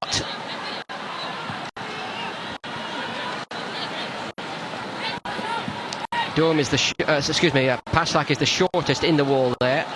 There's a little bit of headroom above him and Pulisic. And indeed Castro, who's come to join them on the end. Çalhanoğlu, deflection. Well, you always breathe a sigh of relief when a Çalhanoğlu free kick does not fizz into your net. So good was he at Leverkusen. Really see the height of Zagadou in that wall as well. He's an absolute mountain. We should also remind everybody, and you've seen it as well as I have, that Çalhanoğlu was a threat from corners scoring goals. Straight into the breadbasket this time. Castro. The two main men firing down the middle. It goes left instead. Milan is stretched. Aubameyang steers it home. That's a fantastic counter-attack. In fact, it sums up everything you need to know about Borussia Dortmund.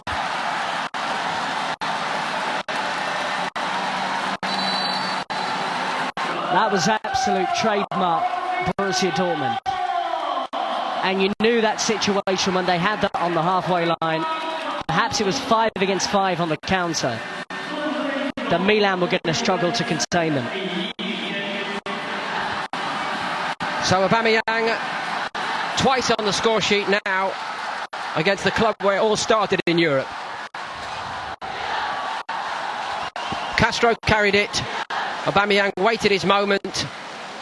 Pulisic on a plate for him. Brilliant. Love the ball from Pulisic as well. I think Paslak was over on the far side if Aubameyang wasn't going to connect.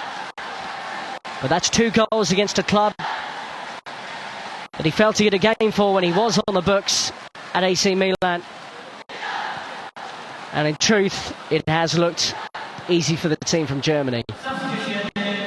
That part most certainly was. They'd struggled in some respects early in the second half, but now the scoreboard looks comfortable. Ideal situation for Mario Götze. Sebastian Rode is the player who's come off.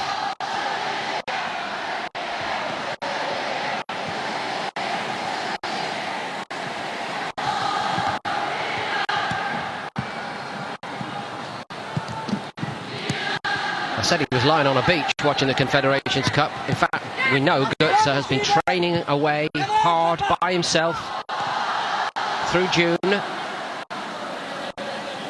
having had his season end prematurely last time. Pulisic off for Emre Mor. And Erich Durm now on for Zagadou. Be interesting to see what impact Emre Mor has here, the Turkish international. Certainly I think there were questions about his attitude in his debut season at Borussia Dortmund. He was one of those that came in but didn't really play. Undoubted talent, a huge name already in his home country. But this is an important season for Emre Mor to have an impact at Borussia Dortmund.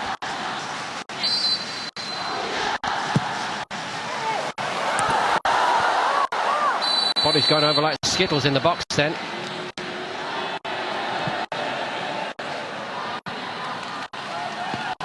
All academic.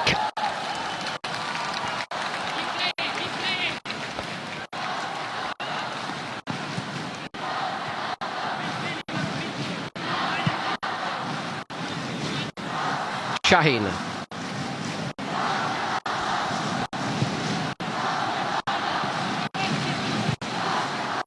Socrates back to Bartra.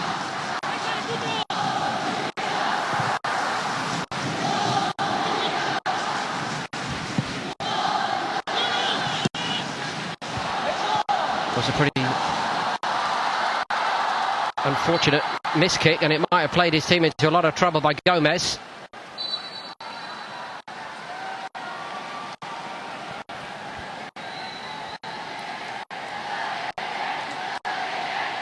Doing his best to race back, Gomez, but all the problems were of his own making.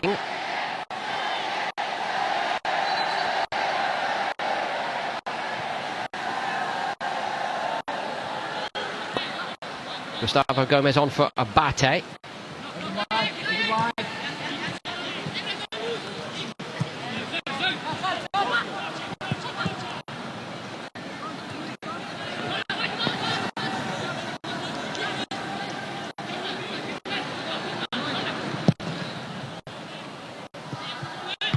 And Gomez again caught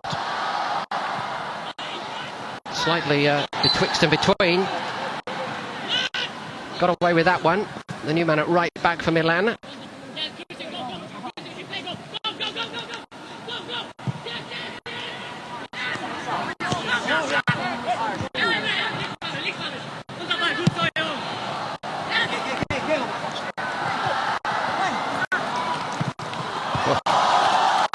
See you later.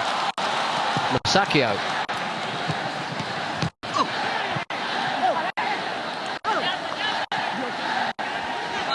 I wonder if he'll try that in the first Milan derby of the season. Very much doubt it. Wonderful play from Musacchio, who's signing a real signal of intent, I feel, from AC Milan. Part of his issue as well has been fitness. But if their partnership, their first choice partnership at centre-back is him and Bonucci, that's incredibly strong. And Ricardo Rodriguez, talking ahead of this game, said that without question, Vincenzo Montella will play with a back four next season. Well, that's what he's told him anyway. Crotone is on. I think you're right. I think he will start like that. But the problem with Bonucci is the baggage that comes with him. And if he's not working, he's the first to tell the coach what he thinks. A leader in every sense. And of course, he's used to playing in a 3 more than a 4. Certainly is.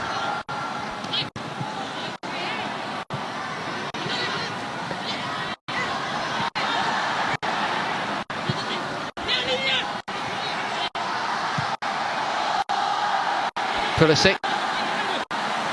Gomez backs off him. He looks a bit frightened of him. On he goes, Pulisic. More. Looking for more here. For a 4th, Dortmund. That's a nice idea.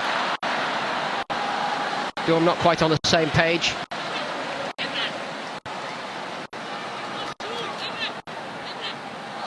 I'm a little bit at a loss to understand why we don't have Gianluigi Donnarumma in goal for Milan, in all honesty.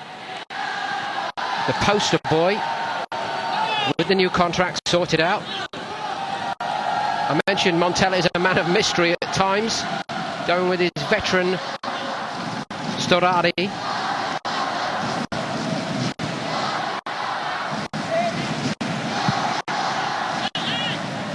Not that Storari's been particularly at fault apart from the first one, but you know, if you've got the major young goalkeeper in Italian football on the bench, when it's been a long-running saga, is he trying to prove a point to him to say, look, don't run away with yourself even though you've got the new contract? Well, you wonder how sharp he is, the extent to which he has been training away with the Italian team at the under-21s. You wouldn't have thought for a goalkeeper it would be too much of an issue. And on the bench today, along with his elder brother who's joined the club.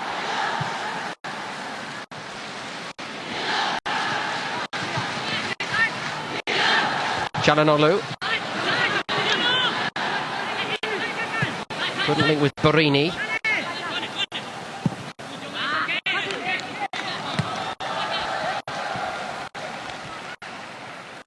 I think you mentioned it earlier, Paul, once you do make a large number of substitutions, the natural flow of a game can be quite disrupted.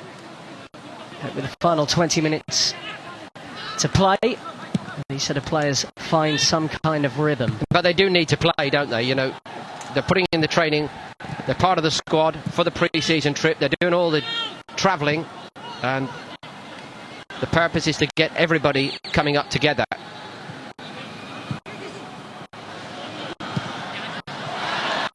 And of course, in the modern game, no manager would say, well, I have a first 11. It doesn't work like that anymore.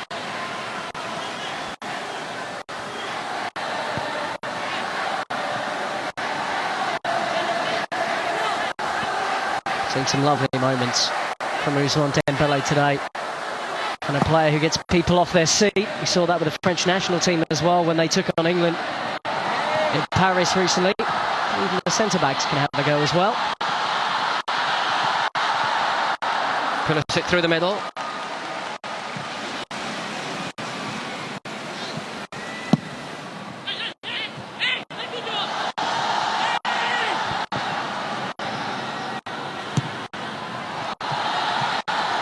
Borini, not quite for Çalhanoğlu. Paslak stepped across. Let's see who can keep it going inside the last 20. Çalhanoğlu down the outside.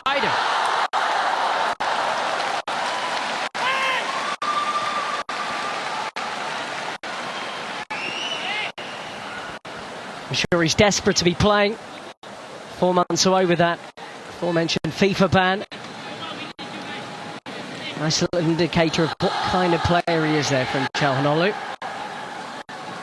Normally he does hit the target. It was a severe punishment to the player and also a very severe punishment to the club he was playing for, Bayer Leverkusen, who had actually played no part in the offence that was found against Çalhanoğlu, and more particularly his advisors over the pre-contract he'd signed a few years before as a very young player. Really needed him as well. Leverkusen were one of those sides at points were flirting with not just the bottom 3 but the bottom 2 in the Bundesliga. Leverkusen really disjointed. Nothing like the side that had finished third the campaign before. So Subotic, André Schürrle, and a young man around whom there are great expectations in Andreas Isak. Bartra comes off. Alexander Isak, I should have said. Aubameyang and Pulisic are the other players coming off. Schürrle, like Götze, has to be good from the off if he is to have any chance of a place in the World Cup squad next year. Needs to hit the ground running. Aubameyang won't get a hat-trick against the club he played for, Milan. Brilliant counter-attacking goal set up by Pulisic, making it 3-1. And still playing in the yellow and black.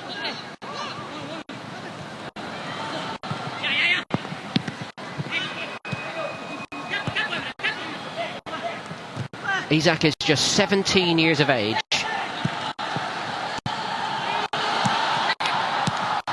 Replacing the number 17 here. Given away by Subotic. And a good recovery again by Paslak. They're looking for a back pass, I think. Yeah, Antonelli knew that he had to stay out of that scenario initially from an offside position. Might have a case for it there, AC Milan. Schürrle. Isak's gone to play down the middle. What are your thoughts about that? His position, out-and-out striker, but did not feature last season for Dortmund. And when he was signed in January, massive bone of contention with Tuchel on the board. He was not necessarily in favour of signing him, but Dortmund saw an opportunity with the likes of Real Madrid, Premier League clubs looking at him. Perhaps the slightly lazy label of the new Ibrahimovic being a Swedish centre-forward of high talent. But he might have to be second choice striker this season. They've sold Adrian Ramos. And there isn't really, apart from maybe Götze or Schürrle, who can fill in that position, players who are out-and-out strikers on the books at Dortmund at the moment.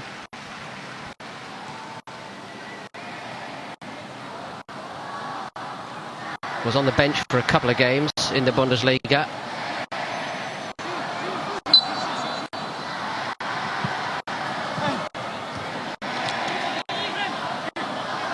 Did feature in the cup tie against Sportfreunde Lotte. Dortmund, of course, going on to win the cup in Germany.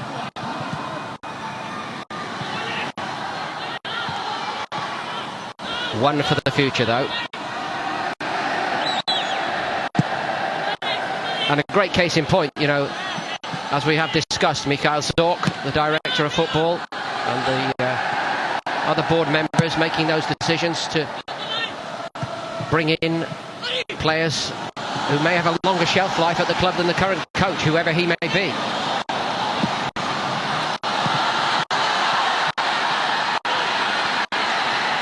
And it's why the believers in the system say it works so well. You've got a man like Zorc who's given his life to Dortmund, top player in his day, now working behind the scenes and making football-related judgments about players.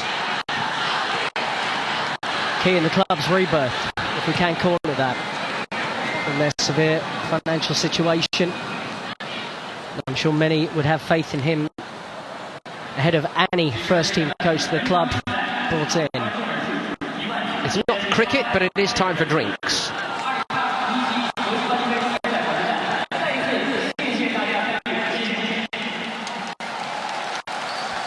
I'm sure he'll be feeling it, Mario Götze, even if this brief cameo. He's going to get 30 minutes as he did the other day.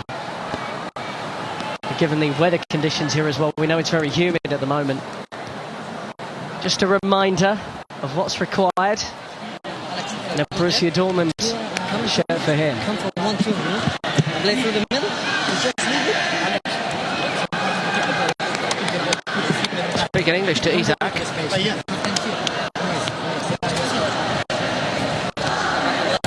Multilingual squad, of course. Surely speaks better English than I do. Isaac's been in Germany, what, 7 months now. And even Pierre-Emerick Aubameyang, who's been there some time since he arrived from Saint Etienne, I still don't think he does interviews in German either. But basically, I'm sure almost every single player in that first team squad is English to hand, and it might be the common language at times among a multinational squad like Dortmund's.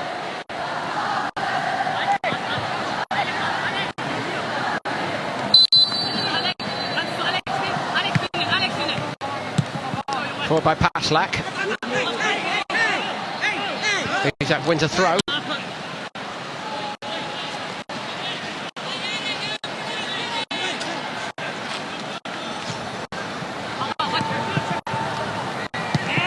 Socrates. On by Shaheen. Shaheen edging towards getting a full game here. That'll be a big bonus. Subotic.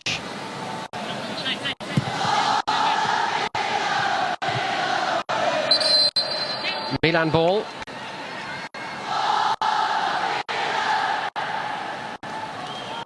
We'll see a little bit more from Milan here.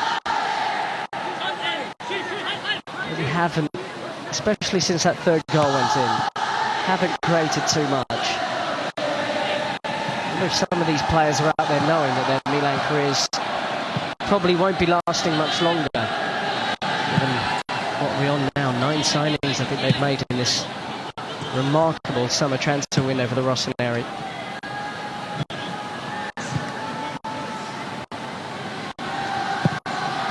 Subotic over the top. Here goes Andrei Schürrle. Just went a bit too soon.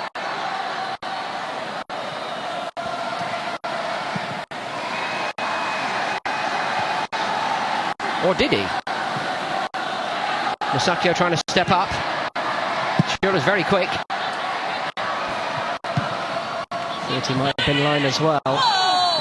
That's given us offside.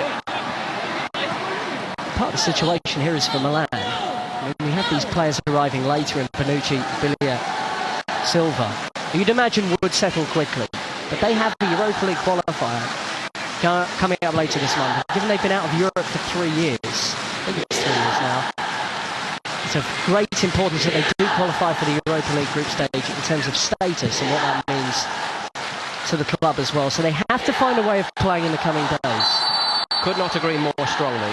Milan have to be in European football. They've spent most of the decades in the senior competition, but they'll accept what's available at the moment. They want to be in that Europa League, and they want to be competitive in it. Reached the round of 16 in the Champions League in 2013-14. Lost to Atletico. Lost to Barcelona the season before. And watching on from the sidelines is not in the Milan DNA.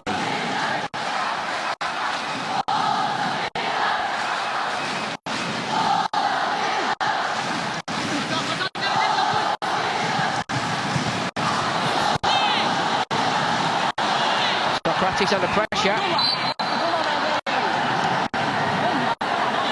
But that was a good battle between the pair. Socrates had to be very strong. He is very strong indeed.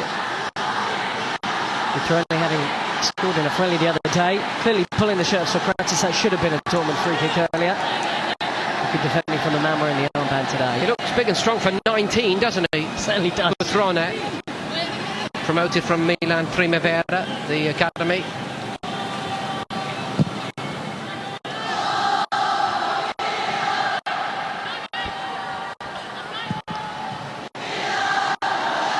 That worked out nicely. It's Çalhanoğlu getting on it from Milan.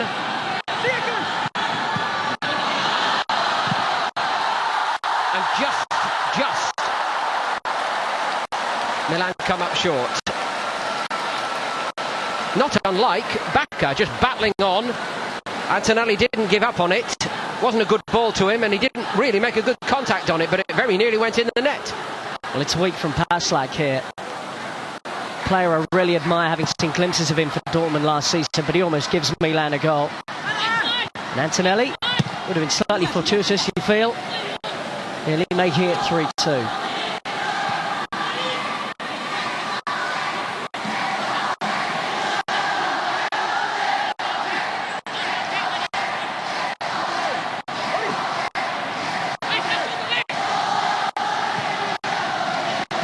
Barini. Çalhanoğlu loves these positions. Antonelli's coming up to join him again. That's a better ball to him. Antonelli.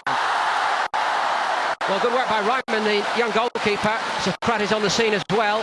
Maybe Antonelli needed to take it a shade quicker. Nice little combo between two left-sided players here at the moment. Dortmund struggling to deal with them. Paslak being doubled up on, but I think it's a good piece of defending from Socrates, who was reading that danger a little bit earlier than anyone else.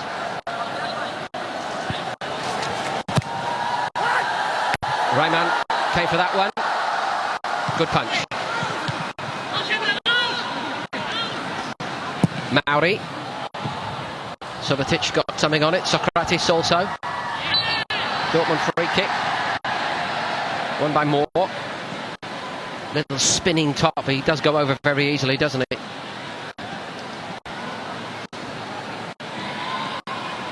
There was a brilliant incident last season in a game against Hertha Berlin where he very minorly pushed at an opposition player, Sebastian Langkamp, I believe it was. He threw himself to the ground. And Emre Moore almost looked at the referee like, do you think I could really do that to that guy?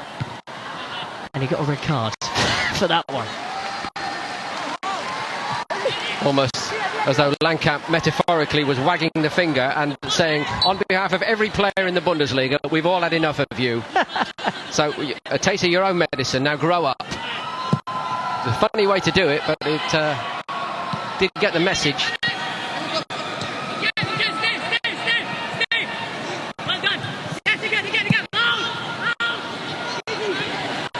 Kessie.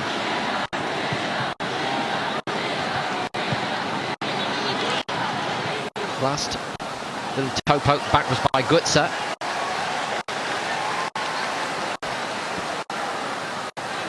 I do feel that Kessie's had a pretty decent performance in the middle of the park, being a physical presence. Seeing that Bayern have essentially confirmed that Milan want to take Renato Sanchez off their hands, whether a loan or a transfer. Maybe Kessie putting forward a case that he himself can be that man to demolish and play the ball in the middle of the park.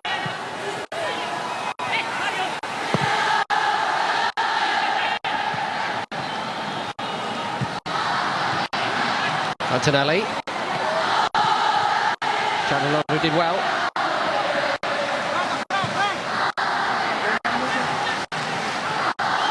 Coming together with Götze. A little bit of concern about Çalhanoğlu behind the referee's back at the moment. That's why the ball's been put out of play.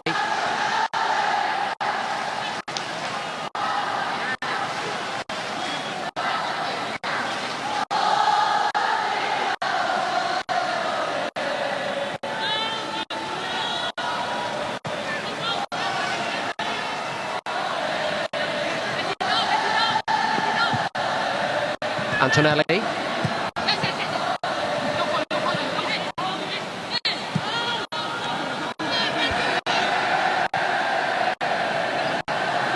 3 hard training sessions, or maybe more than that, maybe double sessions ahead for Milan before they meet Bayern Munich next. This is the end of the Asian swing for Dortmund.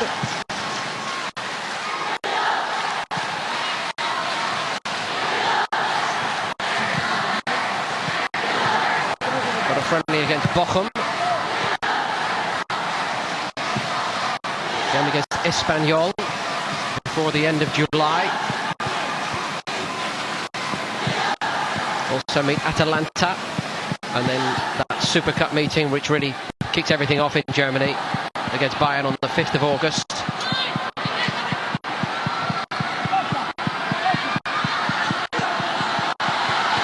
Götze threaded it forward, went after it, Isaac couldn't keep it, may have come back off Götze again there. It's more now. Zapata sticking to his guns, Dortmund get the corner.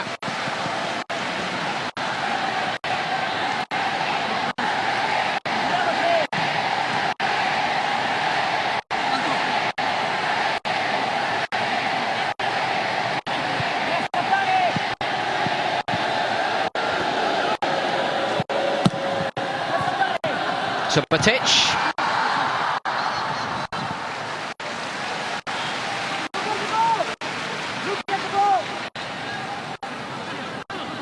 Mentioned there the German Super Cup against Bayern. Start next month. It'd be a massive statement for Peter Bosz if his side were able to beat the defending champions. Bayern weren't at their brilliant best, I think it'd be fair to say, last season, despite winning the league relatively comfortably ahead of RB Leipzig. Dortmund did beat them, of course. Couldn't capitalise on it.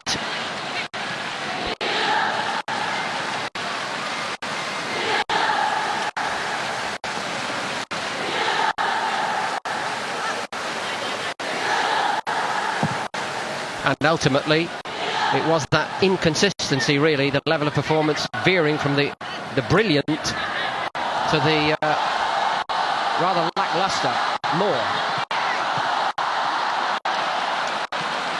They need more consistency, don't they? That's spot on. You didn't know what Dortmund team was going to come out, especially right away from home. Too many times. And I couldn't help but feel perhaps the chopping and changing of formation from Thomas Tuchel, back 3, back 4, didn't help a team that was trying to find rhythm even with the injuries they had. We did see flashes of brilliance. They deserved to beat Bayern in the league. They were sensational in both games to get draws against Real Madrid, particularly in the group stage. Consistency will be key. And keeping players fit will be as well, without a doubt. Marco Reus, I think, still out for some time. In the end of the day, he probably is Dortmund's best player when fit, a big absentee. Götze to Moore.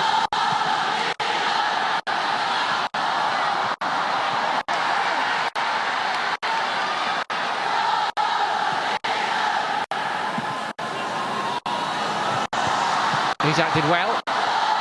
Went again. Moore. May have been offside. Good run by him, wasn't it? Did look a fraction off on first viewing.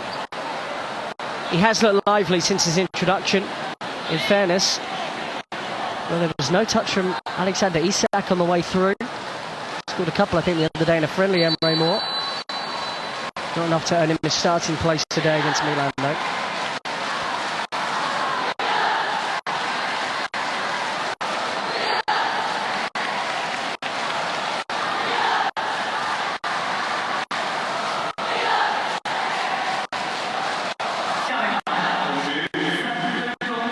Just enough time for a few more changes. Keep people involved.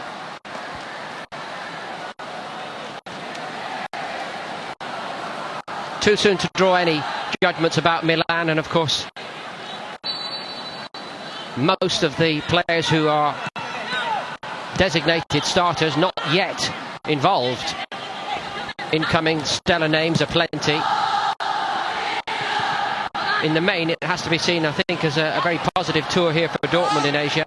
Good win over Urara Diamond Reds in Japan. Moving on here, and really, Rob, they've been in command of this from the off today.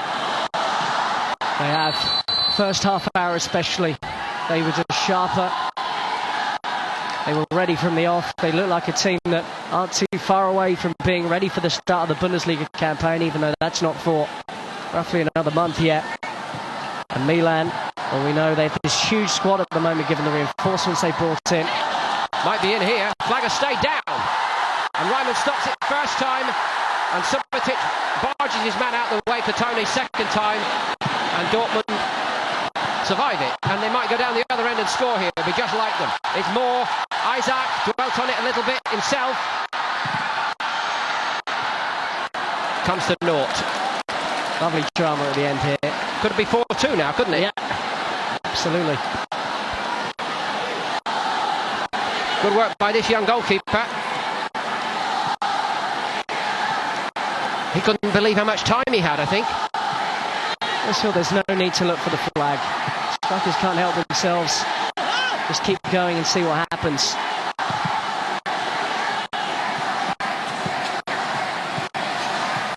Would have put quite the gloss on it from Milan's perspective to have got a second goal. They've hardly carved out anything in the second half. Didn't carve out much in the first half, in all honesty. Wonderful finish from Carlos Bacca. But second best. And with plenty of work to do for Montella. Looks another good young goalkeeper from the Bundesliga factory, doesn't he, Ryman? I think I'm surprised that they gave Weidenfeller another year, but he is staying on as number 2. He did not play well when he had his opportunities last season. I think it's his influence off the field as much as on it, actually, these days. Absolutely. Another of the great stalwarts. Schürrle. So, the ledger on the positive side, they've got Schürrle on the field, they've got Goetze on the field. All the young players have played their part. Şahin has played more than 90 minutes. That's an important plus. Watching on, we wait for the return of Julian Weigl and Marco Reus. The pre-season, we have to say, is going quite well for the new manager.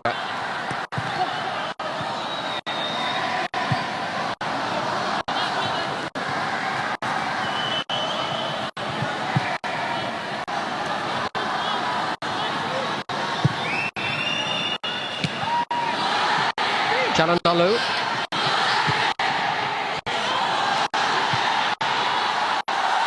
Ryman on the stretch.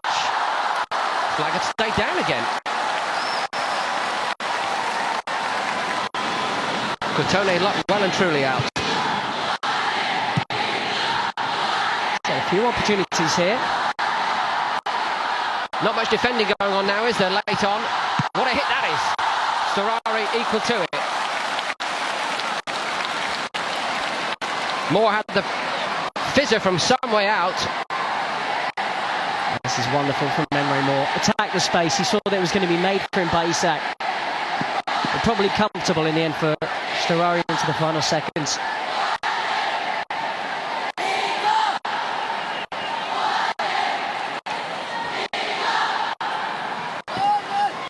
Şahin, I think, would be quite happy if the whistle does go right now.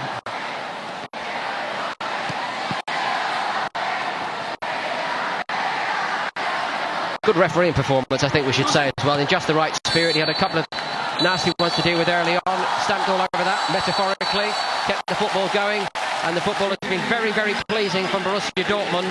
A late flourish from Milan with a couple of chances presented, with tiring legs, players switching off, but overall for 90 minutes, for Peter Bosch, the new man in charge for Borussia Dortmund, it's a very positive second outing here in Asia. Moore might have put a gloss on it late on. Hakan Çalhanoğlu starting life as a Milan player. Very, very early days for them. And Çalhanoğlu will be joined by many other stellar names in the next week or so. But the rebuild needs to start quite quickly for Vincenzo Montella and Milan. Dortmund looking at an entirely different proposition, it must be said.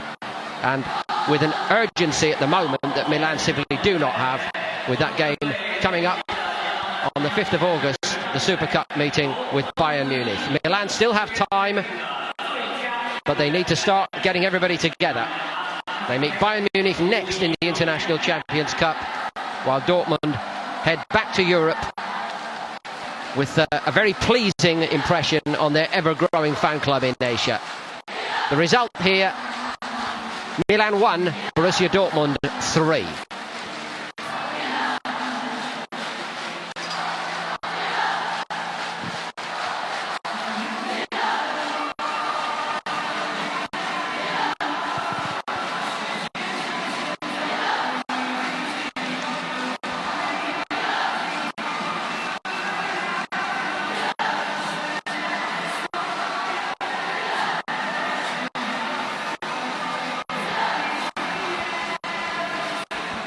So back we go to where we started here in Guangzhou.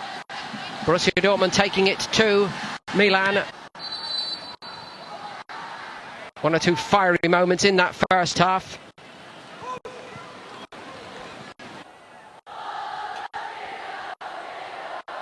Nuri Sahin, the player who puts Dortmund in front. Well, the warning signs were there early for AC Milan. They were slow starters here, and Dortmund were running at them with pace. Nuri Sahin's goal probably should have been kept out by Storari. And the trickery of Pulisic and decided penalty. It was wonderful play to move away from Paletta, who probably was slightly clumsy.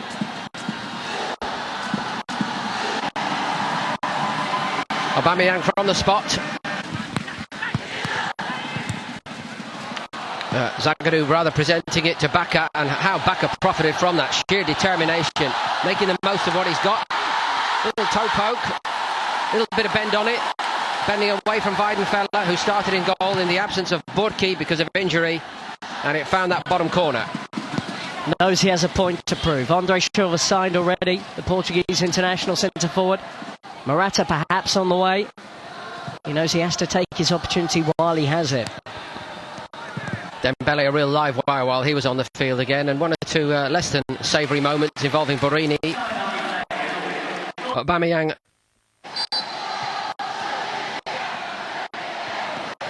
staying on for the second half, and this passage of play here just sums up Borussia Dortmund, does it not, Rob? It was an attack from AC Milan, and look at this. Dortmund love to get players forward in a counter-attacking situation, and there was an air of inevitability once they moved it over the halfway line. But even when you get into those situations, it's about execution, and everything was right, from the choice to pass from Gonzalo Castro to the weight of that